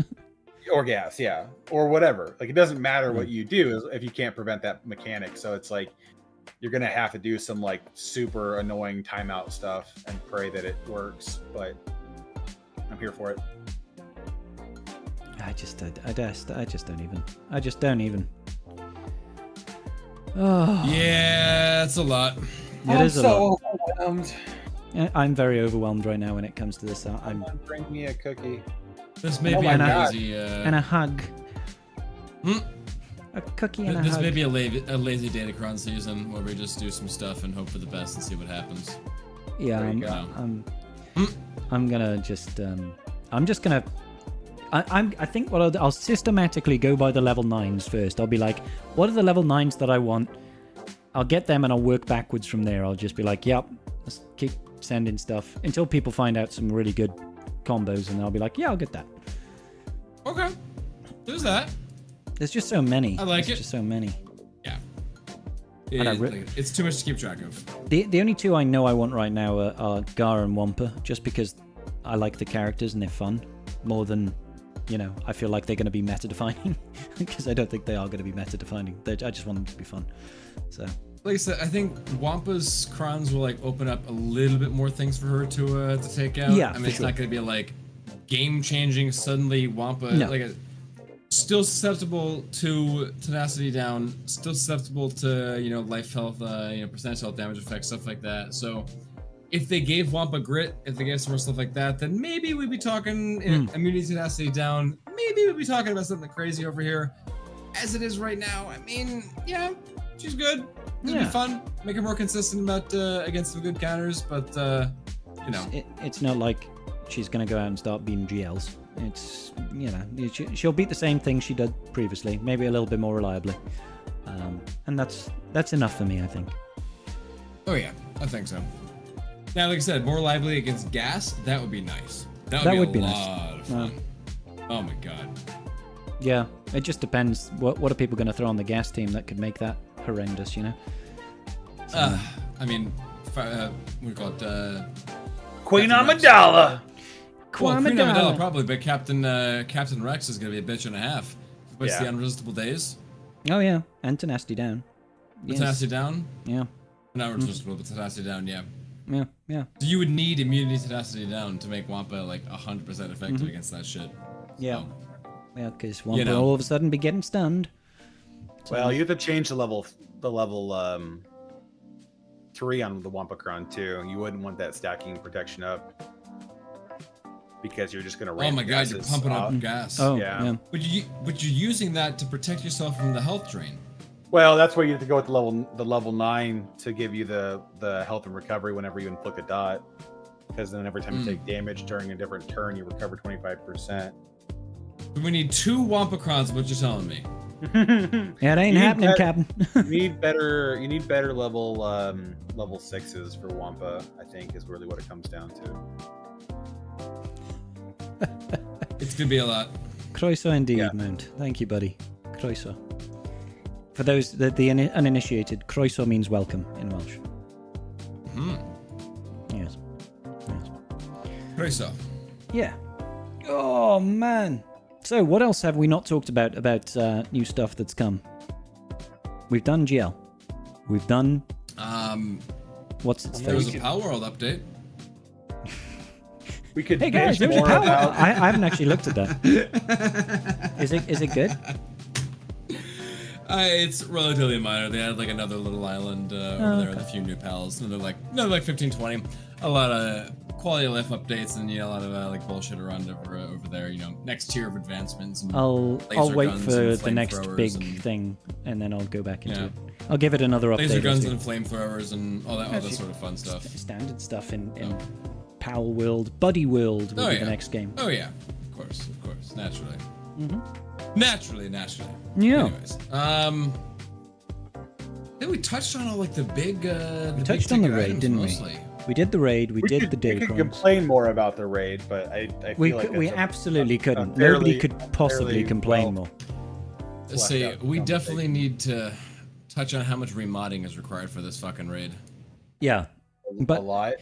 I never remodding thanks to hot utils. So I'll identify my 5 teams.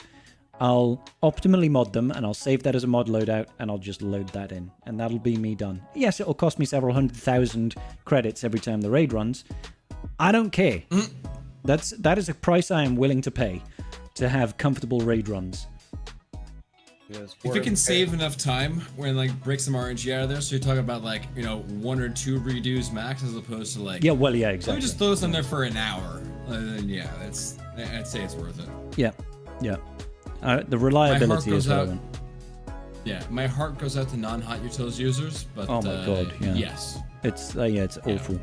Get good scrubs.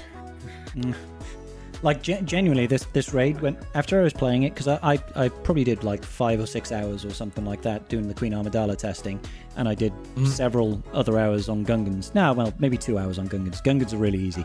It's kind of like go in there and win. Yeah, But they weren't bad.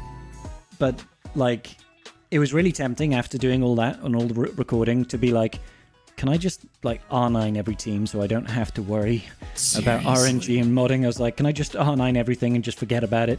But then I was like, wait a minute, that's more R9s than I actually have in my entire account. So maybe that's not a feasible solution. And I don't want R9 Lumi. I think she's That's used fair. for an op somewhere, right? That's I don't know, You're not actually. selling it to me, yeah. I'm not actually sure. I know Consular is, but Lumi, I don't know. I think I'm a Gundai and Eth Koth are the two most common Jedi R9s. Mm. Outside of like, the big ones like Luke and Gas and JML and JMK. But yeah. Lumi's Right. only needed at R7 apparently, according to Slan. And we know Ah. Slan is a die-hard, try-hard TV player, so he'll know. I think we can trust Lan. I mean, Bold move. a little bit. Yeah, we can always trust Slan and his pool noodle ways. So, yeah. So, Karth, if you want to just gift me like, I don't know, 30 R9s, that'd be lit. Yeah.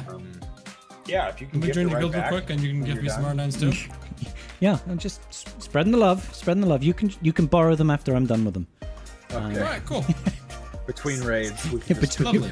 Yeah, we'll just alternate between raids. We'll pass it around. We'll circle jerk our characters. That's such Perfect. a wrong sentence to throw. Yeah, no, genuinely, I do feel like over-investing in this raid just because I don't want to have to deal with resets and retries and, But I'm just... 2 teams I don't mind. Like, Gungans and Queen Amidala, I don't mind doing the full investment day. I don't mind because I'm like, yeah, good teams. And then I look at the rest and I'm like, I don't really want to invest in any of you. Not really. the separatist ones I can kind of be on board with. Yeah. But the GR teams, not really. Like Keller and Beck, not bad. Mace Windu, not bad. But like, Yeah. you're gonna need to convince me where they're like. I'm gonna need to be much deeper into TV before I'm like, having some additional R9 GR Jedi for my JMK and JML teams that's really gonna be useful. And I'm like, right now, no. If they don't have Yeah. a tank tag, they don't get the R9 unless it's a Exactly. requirement. That's definitely Karth's stance.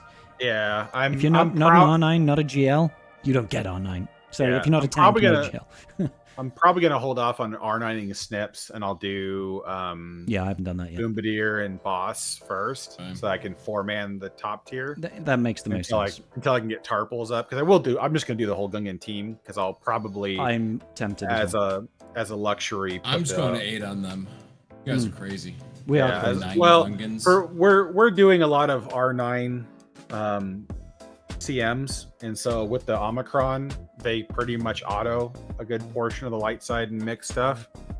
So for me, in my head, it just goes, if I'm already investment, I can take the luxury Omicron and throw it on there and then have another team to press auto on. So I don't mind that. But the real reason why I want to do the Gungans and the QA team is solely just because after that, the other 3 raid runs don't really matter for hitting the guild max. Yeah.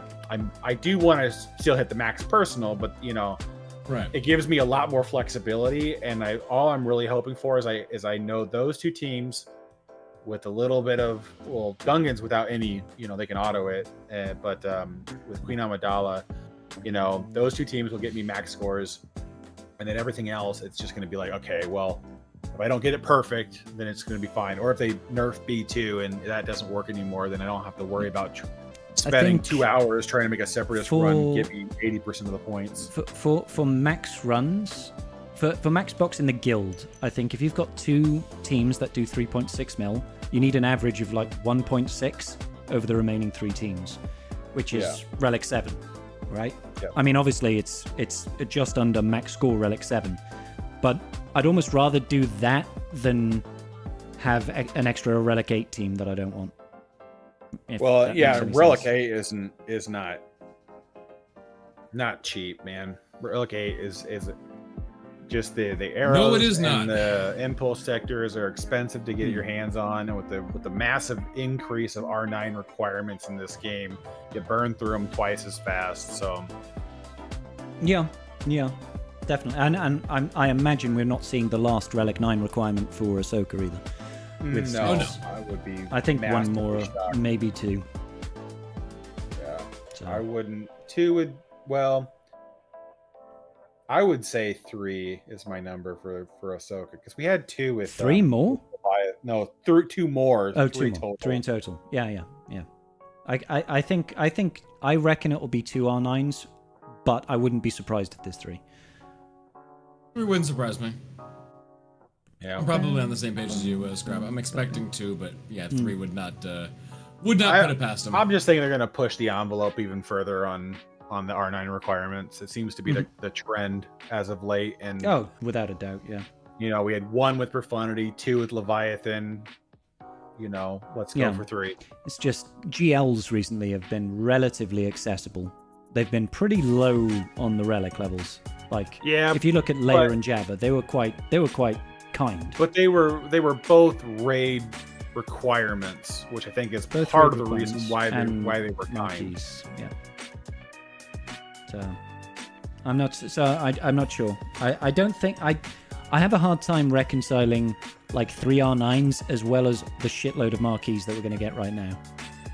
Like, Yeah. I don't think it won't happen, but I already feel like we're getting the squeeze from one end of it with new marquees, and then also squeezing the top end of it, being like, oh yeah, you also need 3 Relic 9s and 2 Relic 8s and 5 Relic 7s. And, you know, I'm not disagreeing with you at all. We actually are all. I was already surprised already because Asajj is only an R5 requirement. Yeah, for to be fair, I thought they were going to be R7 plus minimum. me too. I thought everything would be R7 at least. So, Yeah, I was very surprised by Relic 5 Asajj. I figured, like, hey, let's push it a little bit. I mean, she was required for gas, technically, but it wasn't actually required. So, like... And there was the that's your recent Night opportunity. Sister Light bundle as well. Lightspeed bundle that came out. That, you know, that pumped everybody to R3. So... That's a gimme. It is a gimme, yeah. And I like it anyway because, you know, I've got that Relic 9 Merrin that's just sitting there, you know, just like kicking her heels, wondering, why have I got so much investment and Scribe never uses me? Hey, I'm not complaining by any means. I'm just saying I'm surprised. When CG does nice things like this, it surprises me. So thank you, CG. And Jack in the chat is absolutely right. They basically gave away the ship as well because that's clearly Ahsoka's starship. I mean, I would be massively everybody's got that. surprised if it wasn't. But that's what it looks like. Yeah. if everyone has it, there's no investment required. Or I mean, and I don't know what else they would throw in there unless it's just a placeholder text. But again, why a placeholder? There's nothing else in the game Unless it's a new ship. Yeah, which that would be even more chaos on top of this. Oh yeah, like it leads into the New Republic ship that we're getting next year. yeah. Welcome to Ahsoka's, what was Ahsoka's ship from her show? The old ass Jedi Starfighter thing or cruiser or whatever bullshit. yeah. I don't It was remember. cool though. I mean, it had a training holocron thing in it. That's kind of nifty. Yeah. Right? Yeah. It's possible. It could be a stand-in, but It might be. you never know. I'm choosing to believe it's not, but it could be a stand-in. Ahsoka's T6 Jedi shuttle. In the age of the New Republic, Ahsoka travels across the galaxy in her shuttle. A classic design once used by the Jedi Order in the time of the Clone Wars, the rotating parts of the T6 shuttle allow for flexibility of configuration when landing on The a rotating variety of paths, so what you're saying planetary- is it can try spinning. Yes. That's a good trick. That is a good trick. on its axle. Yeah, so that's what it is. It's just it's an old Jedi shuttle from the Galactic Republic era. Old wooden ship from the Civil War. But it looks nothing like Ahsoka's starfighter, so Yeah. So unless it's just a placeholder and we're getting the real ship later on, and it's meant to just be like, ha! We fooled you. I mean, it's possible. But bring me Grandmaster Yoda's shuttle and then that would be fun. Ship, and then we can expand out our GR fleets and make Mace's fleet great again. It was great. I'm down. Once. Yeah, way back in the initial meta where it could time things out.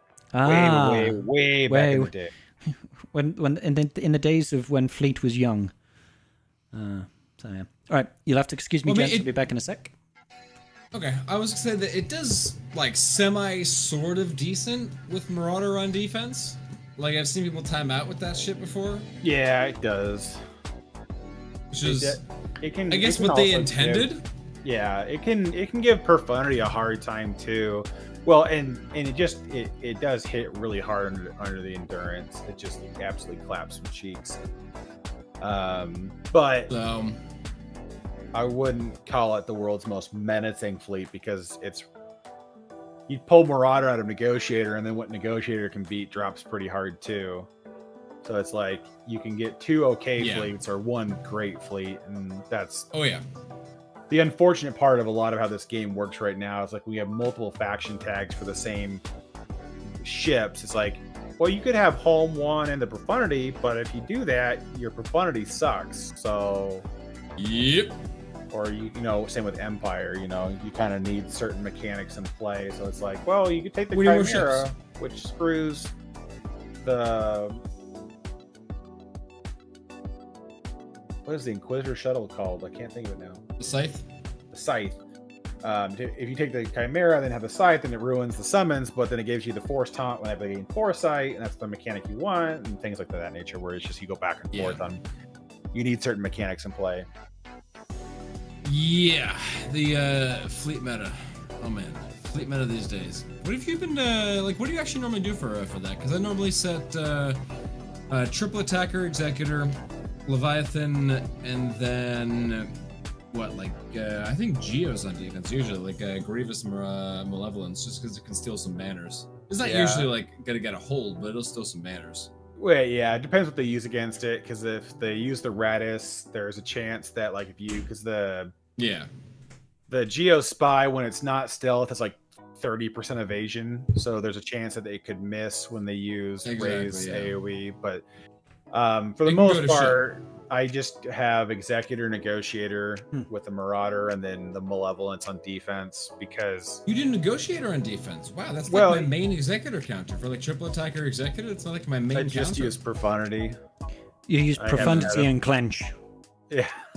I have failed against that. I curse a lot. Times, man. I use Profundity and curse a lot. Seriously, I failed one too many times. I don't do that anymore. Yeah. I was very close to that, Wolfie, but it just never felt like there was a better solution because I had it in GAC. My Plo until recently was Gear 11. So now you got a Plo now. Stop making excuses. I got a Ploe right now, but he's not Relic 8. He's Relic 5. But yeah, I had that GAC week where with that counter to triple tech or exec failed twice in a row. I was like, that's not 15%, damn it. That's not how percentages work. Don't feel good. Aggregate. It's the aggregate. It don't feel good. I know it's those are your 15%. Just for the rest of my life, I hope. Yeah. Yeah. Well, so these days, I don't run Profundity at all because I want to make sure in GAC that it's okay. What I should do is right before going in GAC, I should just keep doing a Profundity versus Executor match somewhere until it fails. And then going because the odds then they're just so low. Oh yeah, right? I mean it absolutely can't happen. Come on, that's how math statistics works. Work. Yeah. That's absolutely how statistics work. I'm absolutely can't confirm. Yep. There's no flaw in that logic at all. None whatsoever. I cannot believe you'd even bring up the word flaw as a possibility. No. Fuck. No. I thought I knew you, Scribe. Sounds about right.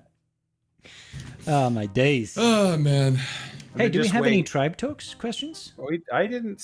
We might have some. I didn't see any. Now, Scribe. The fun one will be if we get a real twist in the middle of this Ahsoka blitz, and they give us the Fondor to chase after and dump all of our crystals on. Everybody would be so confused. They'd be like, "What? What is CG even doing right now?" All right, we Making have it two at questions, so much actually, and one's from Wolf. Wolf is mettering the tribe talks right now. I like it. I like it. All right. Okay. So, Wolf says, yes, I'm submitting a question for ourselves. Sue me. All right. So, hi, Wolfie. Welcome to Tribe Talks. Hello. Oh my God! Somebody purged the channel. I'm so proud. Long time listener, so first proud of time me. talker. What? No. Long time talker, first time Wait, listener. hold on. maybe. Long time caller, first time what? First time questioner. Your first time question, yeah. Knowing what we know Yeah. about the shield generator being continually bugged, making Gungans viable, fuck that, by the way, and knowing using a 10-mat raid army for Gungans doesn't need Jar Jar for max score, knowing that they did extra drops and buyer's remorse and investing in the Gungans early. Are we talking? I must have missed something there. No, Any buyer's remorse. Oh, any buyer's Knowing remorse? that, yeah. No, I don't have buyer's remorse personally. I say taking content creation out of the question. Take that completely out of the question. To be fair, I can see that I would have buyer's remorse. I would have buyer's remorse if I wasn't a content creator. Because you are absolutely right. The Gungans being bugged would of course piss off anybody that spent money on Gungans. Because they operate just as well with a random fifth right now. And the timeline is basically over. We've got three more weeks essentially of having that benefit of having Jar Jar.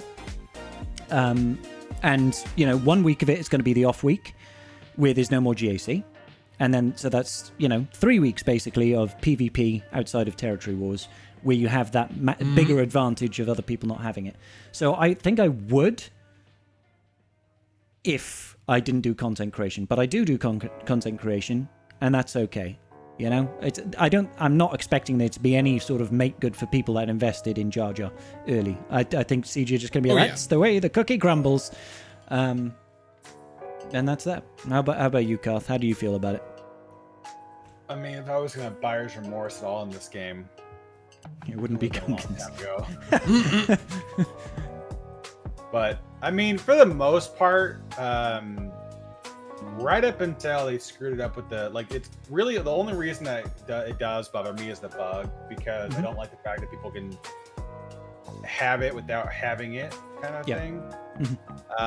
But I mean, the teams, even with the Gungans, for the most part, are still easier to deal with than a full Jar Jar. Jar Jar still brings a lot of value. It's still a good character. Having it right now is still better than not having it. So it's just like, I mean, for the most part, no, I wouldn't have really any buyer's remorse with it. But I just see it a little differently. I get the value of what I get when I get it. I'll be honest, when it comes to raid performance and the value of the Omicron, I personally think they struck that very well. Yeah. Like, having invested in it, I'm actually happy that people can 4-man, and you don't need the Omi. Like, the Omi is there, and it's great that they made it a 10 Omi, a 10 Omi buy-in for that Omicron. If it was 20, I wouldn't have got it. I bought it. I put that Omicron on because it was a 10 Omi cost, and after I did all my testing, I was like, look, I don't need this Omicron, but for 10 Omis, I don't mind throwing that on and knowing that it gives me the peace of mind that I can just hit auto and walk away. And I would rather save myself the hassle of watching me do the raid run if I can just go auto, done. Yeah. I've got 4 of the raid runs that I need to do. For 10 Omis, that's worth it to me. So I'm happy the way they struck that balance. For people that didn't unlock Jar Jar straight away, they can still max score it. And I think it's perfect, personally. So yeah. Oh yeah. I say personally, I think the whole shield generator being bugged in GAC and you being able to benefit from putting them on defense and whatnot was definitely what spurred me. What spurred this question? I posted that on Friday when I was watching your GAC. And I was fuming. Was it? Yeah. It was like, why the fuck are Gungans doing stuff when L3 is on defense with the goddamn team, and I invested the goddamn Gungans? You don't have fucking Jar Jar, and they shouldn't be doing anything. And sitting there like, bro, you're absolutely right. This is absolutely crazy. They deliberately balanced to work specifically with a full team. That's the part that's irritating me. I don't mind people setting a 4-man Gungan with an extra, but they should not be getting the full benefit of the shield generator. They shouldn't, because it's specifically worded not to. And it, like, the way I look at it is, yeah, obviously it's not as good as Jar Jar, but it still pulls the same counters. It might as well be Jar Jar, as far as I'm concerned. You don't go in with something half-assed, because taking something half-assed, you get your shit rocked. Like, it's just unreal. You can, depending on the Kron that they have, which most of them will have the Boss Nass Kron, because, you know, they obviously don't have Jar Jar. You can get away with, like, Traya, and you can get away with, like, Bo-Katan. But it's still subject to, like, what other fuckery happens, and depending on who they have, like when they have Watt and it's the 5th, man, that's an annoying horrible. Yeah, like, Phalanx becomes really hard to get around, and you can, like, basically you better pray your mass assist kills everybody, because that's all Bo-Katan can do. Everyone else can't ignore taunt. And then the damage with it, or the Boss Nass, like, blind and everything, is just so brutal to slug through. Because, like, every other turn I can't attack because I'm blinded, or if I get lucky and maybe I counter attack, you know, I might get through it. So yeah. So that's the only part that irks me is its performance in a PvP game mode. If, like, you know, if it wasn't for the fact that they, you know, if they didn't get the shield generator, well, like, I wouldn't care. I wouldn't care at all. I'd be like, yep, this is absolutely fine. I mean, you'd never see Gungans on defense then, because they just wouldn't operate. But it would fold. You see them for offense, and they would go and underman something. Yeah, exactly, which I'm okay with. That's perfectly acceptable, and they'll be able to underman things pretty well. Not like massive teams, but they'll, you know, you could probably still use them against Reva or something, and that's fine. Like, so, yeah, it's a good question though, Wolf. And yeah, I think I faced off against a Watsan Ball one that did screw me, and the other one might have been an L3. I can't. I faced off against it twice, and I dropped 2 battles to it each time, and it's just still 1 gak. Yeah, it's real frustrating. Yeah. All right then. So Roverween has got another question. Let's try that again. Hopefully CG doesn't ruin my questions. Yeah, I think he had a question set up, like theorizing about what's coming out in the future, and then the Redhead dropped in it. Like, honestly, half his questions. 2 hours, like 2 hours later, the Redhead dropped and was like, "These are all answered." So yeah. First question then: what would be your favorite DC setup for the new set? Are there any options right now where every GL has? There are so many options right now, where every GL has a nice little boost on level 6. What would you think is the best DC to Datacron to create in what team comp? Oh my god. I'm not sure. We touched on that a little bit earlier, but I mean, honestly, it's like, for the GLs, you look at the role, you look at what they do, and then you build out from there. So it is important to note, actually, with just speaking of GLs in this new set, even though Jabba puts out thermal detonators are not classified as a debuff in the coding. Oh, okay. So he will not give all those crazy stats. Yeah, it's the same. It's the same as shreds are not, but I thought the thermals were. It's the same as armor shred. I thought that's what made Boba Fett do massive damage against the Crate Boba Dragon going raid. Crazy? Yeah. I thought they counted as debuffs. Boba's status effect, isn't it? Not just. No. Like his rocket does damage based on the number of debuffs. I thought that was how we were able to score max with an Underman and Boba in Crate Dragon raid, because you put shitloads of thermal detonators. There was also the Baoshomi, but yeah. Yeah, of course it was the Baoshomi as well. But like you could tell the difference, like when Boba does like 100k or he does like 1.7 million. Yeah, I agree. Well, he dispelled all buffs and debuffs on them, and then he those are locked, 30% more damage for each effect dispelled. Oh, maybe I'm just getting confused. Maybe I just didn't actually understand how that interaction worked. I don't know then. I don't know. I was just reading that someone had looked up at the coding on it, and it didn't technically count as a debuff, but it counts as a status effect, which I think is what Boba's rocket is looking for, is status effects and not actual debuff. Yeah, because he's an old character. I think that's what it worked out to be. Anyways, sidetrack on that whole thing. It's just I was pretty sure that someone said that for Jabba it wouldn't count with thermal detonators and wouldn't count for Bausch either. Bausch is an attacker, so it doesn't really matter for her. Yeah. But the majority of it, especially for like your GL teams, is you look at the level 6, you look at the level whatever your GL's tags are, and then build out that direction. So it's like Leia's gonna love the tank ones. You know, JMK doesn't really need one right now. JML's gonna love a tank one. C is gonna love the attacker one. You know, free double taps every time he takes a turn. Ramping defense penetration is gonna be fun for him. Who else do we have out there? Let's see, we went over the Datacrons a little bit earlier, but like this is the question is like, what's your favorite? Like, what's the best Datacron setups for all the GLs and everything? Like that's. I'm sure Scribe will have a whole video on this because that's like a lot in there. Yeah, I mean, there's so much more than we've ever had, right? So there's so much shit going on with these sets. So like, what's the best one? What's my favorite one? Like the ones I get, those will be my favorite ones. The ones I get. I'm definitely looking forward to having Gar Saxon and Wampa. Probably Gar Saxon here more than Wampa because that one just looks like so much fun. That looks like a fun one.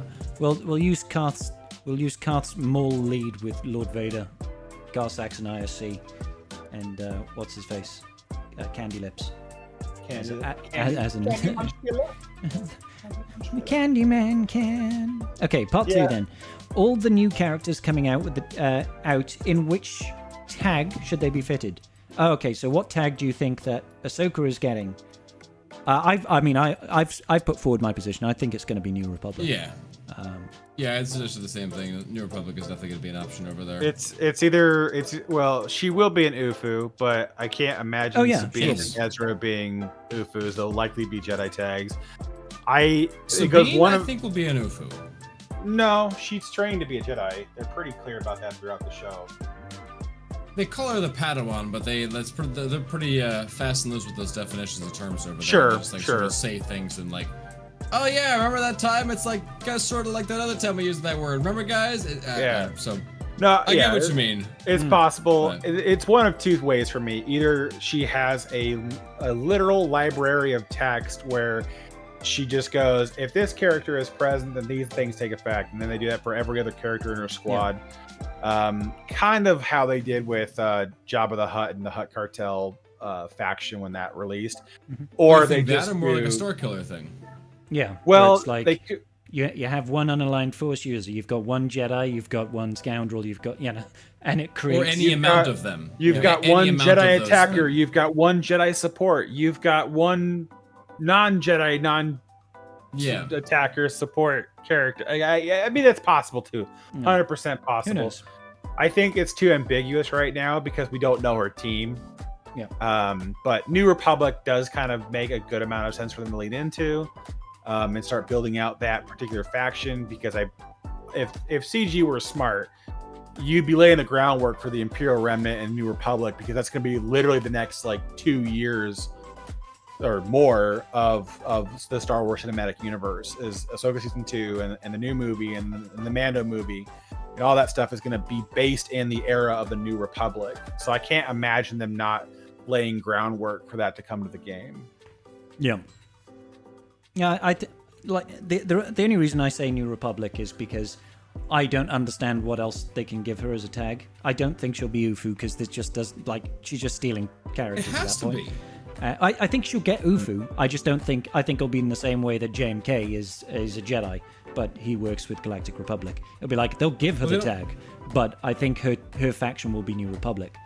They did that for JMK because they had a Jedi GL already. Yeah. They don't have a specific UFU GL. Oh yeah, but I mean, like, I can't see her taking Malicos and Starkiller and Fulcrum. Like, Fulcrum is probably the only person I could see that would go in her team. Like literally, out of all of the online Force users, that's the only one. She's not going to take CLS or JTR, or Seer and Cal don't even make sense to go with her. That's why I think it has to be New Republic. And Jedi to me doesn't make sense. And what else is the other one? We did UFU. I don't think it'll be Jedi. Phoenix is the only one that might make sense, maybe at a push, but she's not really operating as part of the Spectre Spectre, Splinter Cell of Phoenix at that point. She's very much out there on her own. So that to me, when I look at the characters available for those tags, makes me think it's just going to be a new tag. So Mountel, I mean, yes, they have Galactic Legends that are Unaligned Force users, yes, but they are not Unaligned Force user GLs. Yeah. Rey is a Resistance GL. No, she is a light Slacker, side GL. Light side GL. Slacker is a First Order GL. You know, those are, you know, for those factions over there. They're not specifically, you know, their leaders are not tuned towards Unaligned Force users. There's no Unaligned Force user callouts in their leads. That's what we mean when we say that. Yes, JMK is a Jedi GL, but he is not a leader of Jedi. He looks for Galactic Republic, not They for happen to be not Jedi. for Jedi. yeah. Yes, That some of them happen to be Jedi. Yeah. Yeah, that mostly happen to be Jedi, but he does not actually look for Jedi. He looks for Galactic Republic. That's what we mean when we say this person is an UFU GL versus they are a, you know, this whatever GL. We mean like what is their main intention for what their that GL is supposed to be. And Ahsoka is no longer a Jedi once she leaves the Order. She's very, very adamant that she is not a Jedi and should no longer be counted as a Jedi. People keep calling her a Jedi, but she is very much, I am not a fucking Jedi. Stop calling me a Jedi, everyone. Like, leave me alone with this shit. She's they left her with a bad taste in her mouth, so she's a little bit grumpy about it. And in the Ahsoka show, they like in the initial like text whatever thing, they specifically describe her as a former Jedi Knight. Yeah. She was a Jedi in the past, is no longer a Jedi. So, just going based off of what they're saying in the lore, but they go out of their way to describe her as a former Jedi Knight. So, anyways, Thinking about, like, I think Sabine can probably go either way, UFU or Jedi. I personally am of the opinion that Ezra is definitely still a Jedi. Like, he is a Jedi. He acts like a Jedi. So. He talks like a Jedi. He's just been on a planet in exile. That's not his choice. Yeah. I don't think that means Ezra, he's not a Jedi. Absolutely. I think Ezra was being brought up by Kane to be a Jedi and everything. He was absolutely in like Jedi, you know, specific training. So he still thinks of himself as a Jedi. So I would even absolutely give that. Like the way he talks about the Force when you find him. Yeah. He sounds like a Jedi when he's talking. You know, like. He's like, yeah. You know, I don't need a weapon. The Force will be my ally, or whatever. He's, you know, like he sounds like he's still a Jedi at that point, despite being in exile for however. Well, he has no reason to default from the Order, though. Well, I exactly, mean, he sacrificed himself to save Lothal, and then there's no indication that during the time he was on Peridia that he gave up the Jedi ways. So, yeah. So, yeah. It's a good question, though. I think it's interesting, and it's one thing that I think everybody's been thinking about, because it's just kind of confusing when you look at GL Ahsoka. You're just like, what tags is she getting? Because, I mean, the characters releasing aren't even for her at the moment. So, Final part of this question, then, is are we ever going to see characters from the Acolyte in SWGoH? And if so, which characters would you like to see? I favor Sol and Trinity's character, Carrie-Anne Moss, that's Indara, I can't remember her name, and Darth Teeth. Smilo Ren. Well, for me, it's the same. I only care about Sol and Camille, or Darth Teeth, Darth Dentures, whatever you want to call him, Smilo Ren. The rest don't enthuse me. Yeah, and yes, I imagine at some point we'll get Acolyte characters, but not for a while yet. I think they need the hate to blow over a bit first. I mean, I think they need the rest of the show to come out and then see what's left by the end of it, because right now there's plenty of things you could do, but I feel like we need to know the full scope of their story that they plan on writing. And so until then, I have like next to no interest in whatever they do with the Acolyte. I was like, I'm gonna wait till the end, and we'll just see what everything looks like. Yeah, but we'll see. Well, what we know about CG and how the characters get released is that they often don't have a choice around what's getting released. Given the drive, I don't see there's a world where Disney don't go, hey, it's Acolyte pushing time, let's go. And they're forced to make marquees and a legendary around Acolyte Season 1. I just see it happening eventually. Not saying anytime soon. It definitely won't be in the next year. So, in my opinion, I don't know. Wolfie, what do you think, buddy? Sorry, I was looking at this look of shit. What are we talking about over here again? Acolyte characters. Will we ever get them, and why? Acolyte characters. Oh, fuck the acolyte. That's why. Are you telling me That's you why don't? I tuned it out. You were talking about a sacklight, and you were talking about acolyte, and I was like, oh, I don't need to like put any of my mental focus into those fucking characters. You don't want to have the opportunity to kill Yord over and over and over and over again. Yeah, that's why I wasn't sure. Okay, yeah, right. Anyways, fuck. Can we just never get them? Like, is that an option? It is an option. It's definitely an option. I mean, I kind of liked Master Squid Games until this last episode when it's just like, what the fuck is this guy even doing? And like, are you even a Jedi? I'm less convinced these guys are actually Jedi. Like, yeah, it's really losing me. It's really a lot over here. Kamir is just like, yo, let's get it on, but like, not really. But like, I'm actually a Sith, but I actually just like, we should like, I don't know what the fuck this show is doing, man. Seriously, I don't know what the actual fuck this guy plot twist. The Sith was in the Jedi Temple the entire time. No. You need a plot for there to be a twist. Okay, fuck off. That's fair. That's fair. Twist. Just twist. Oh, God. I just don't know what's going on with the show. I can't even. It's just no. I'm sorry.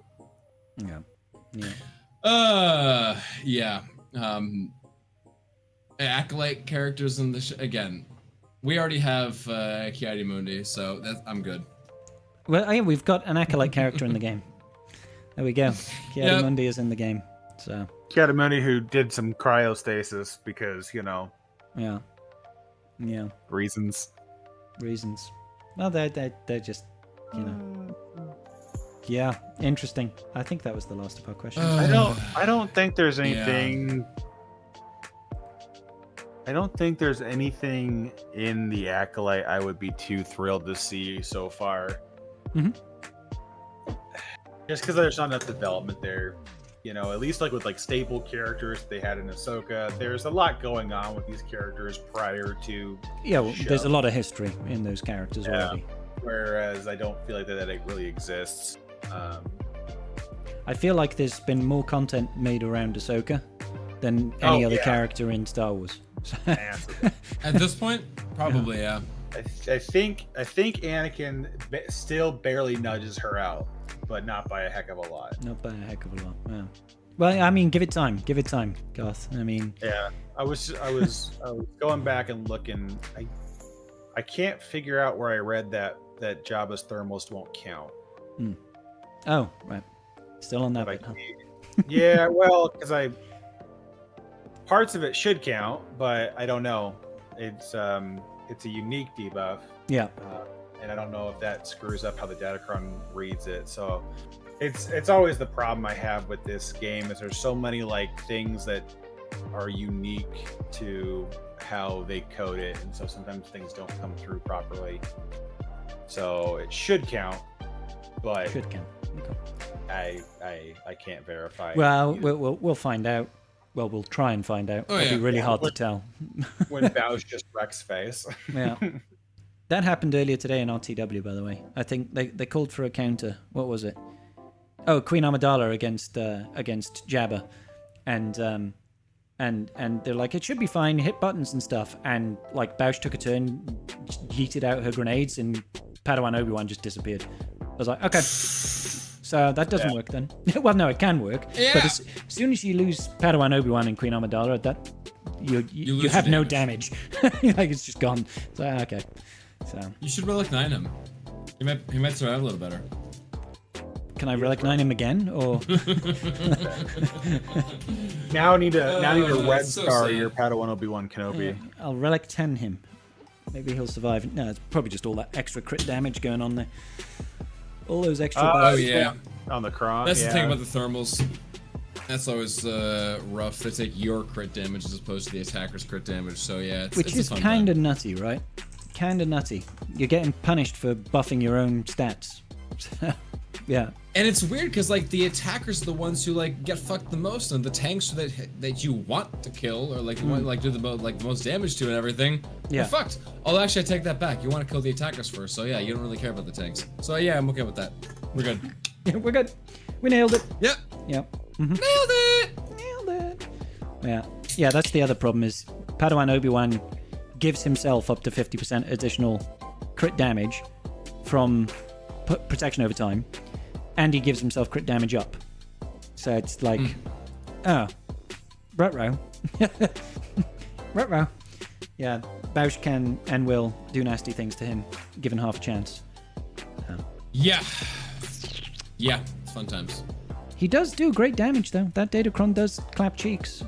I tore through Santi very, very quickly, and then Santi revived, and then Bausch threw bombs, and Padawan Obi-Wan just melted. He just disappeared completely. He was like, okay, I'm out, bye. I was like, oh, okay. Yeah. Oh. Yeah. All right. Clickety-clack. Any more questions that we have? I don't think so, though. Oh, no, Lofia has a question. Great Mothers, 3 Omicrons, 1 GAC, 1 TW, 1 TB. I doubt it. I doubt it. TW. You More think than likely T-dubs? they'll be the same. Yeah. Same game mode. Yeah. I don't even think she'll have 3. I think she'll have 1. But they've not been going crazy with Omicrons lately, unless it's Well, a conquest. if she's character. legendary, then she'll have If more. she's legendary, yeah. That's the question. Like we didn't really decide on that which I think it's gonna be. Yeah. If she's legendary, I'm expecting 3 TW Omicrons. If she's a regular character, then 1, but still TW. Yeah, So. I'm more and more leaning to the route that she's probably just going to be a marquee, and those marquees are going to be required for Bale and Skull, alongside other things. That's where I'm, you'll need Great Mother, and you'll need Night Trooper and Dark Trooper, and you'll need, what's-her-face, Morgan Elsbeth, and you'll need, like, a couple of other characters that happen to interact with Balin at certain relic levels, and that's your requirements. Yeah. Yeah. Or maybe it's just, well, no, it's probably not going to be. Yeah, we'll find out. We'll find out. Okay, cool. I guess as we have wrapped up conversations, then we should wrap up all of Tribe Talks. Unless there's something you guys want to discuss before we finish off for the evening. What do you think? Karth is away with the fairies right now. He's like, I swear, these debuffs, man, they don't count. No, I'm just trying to. You can look. That's the fun part of like SWGoH is you can look down at. You can go down a rabbit hole, yeah. How everything is supposed to function, and so. Yeah. All right. Okay. Well, thank you all very much, listeners at home. Wolfie and Karth, thank you once again. I'll probably see you guys next week. That's birthdays or weddings or anniversaries or I don't know, acts of God happen. I'll be here next weekend. The weekend after I will. Oh, okay. Weekend after I probably will not either. All right. Well, fine. I'll be talking to myself. Or I just maybe we'll just skip that episode. All right. I'm going to send you all on to weekend after. Cool. Sorry. Yes. Yes. All good. Thank you all, gentlemen. I'll speak to you next week.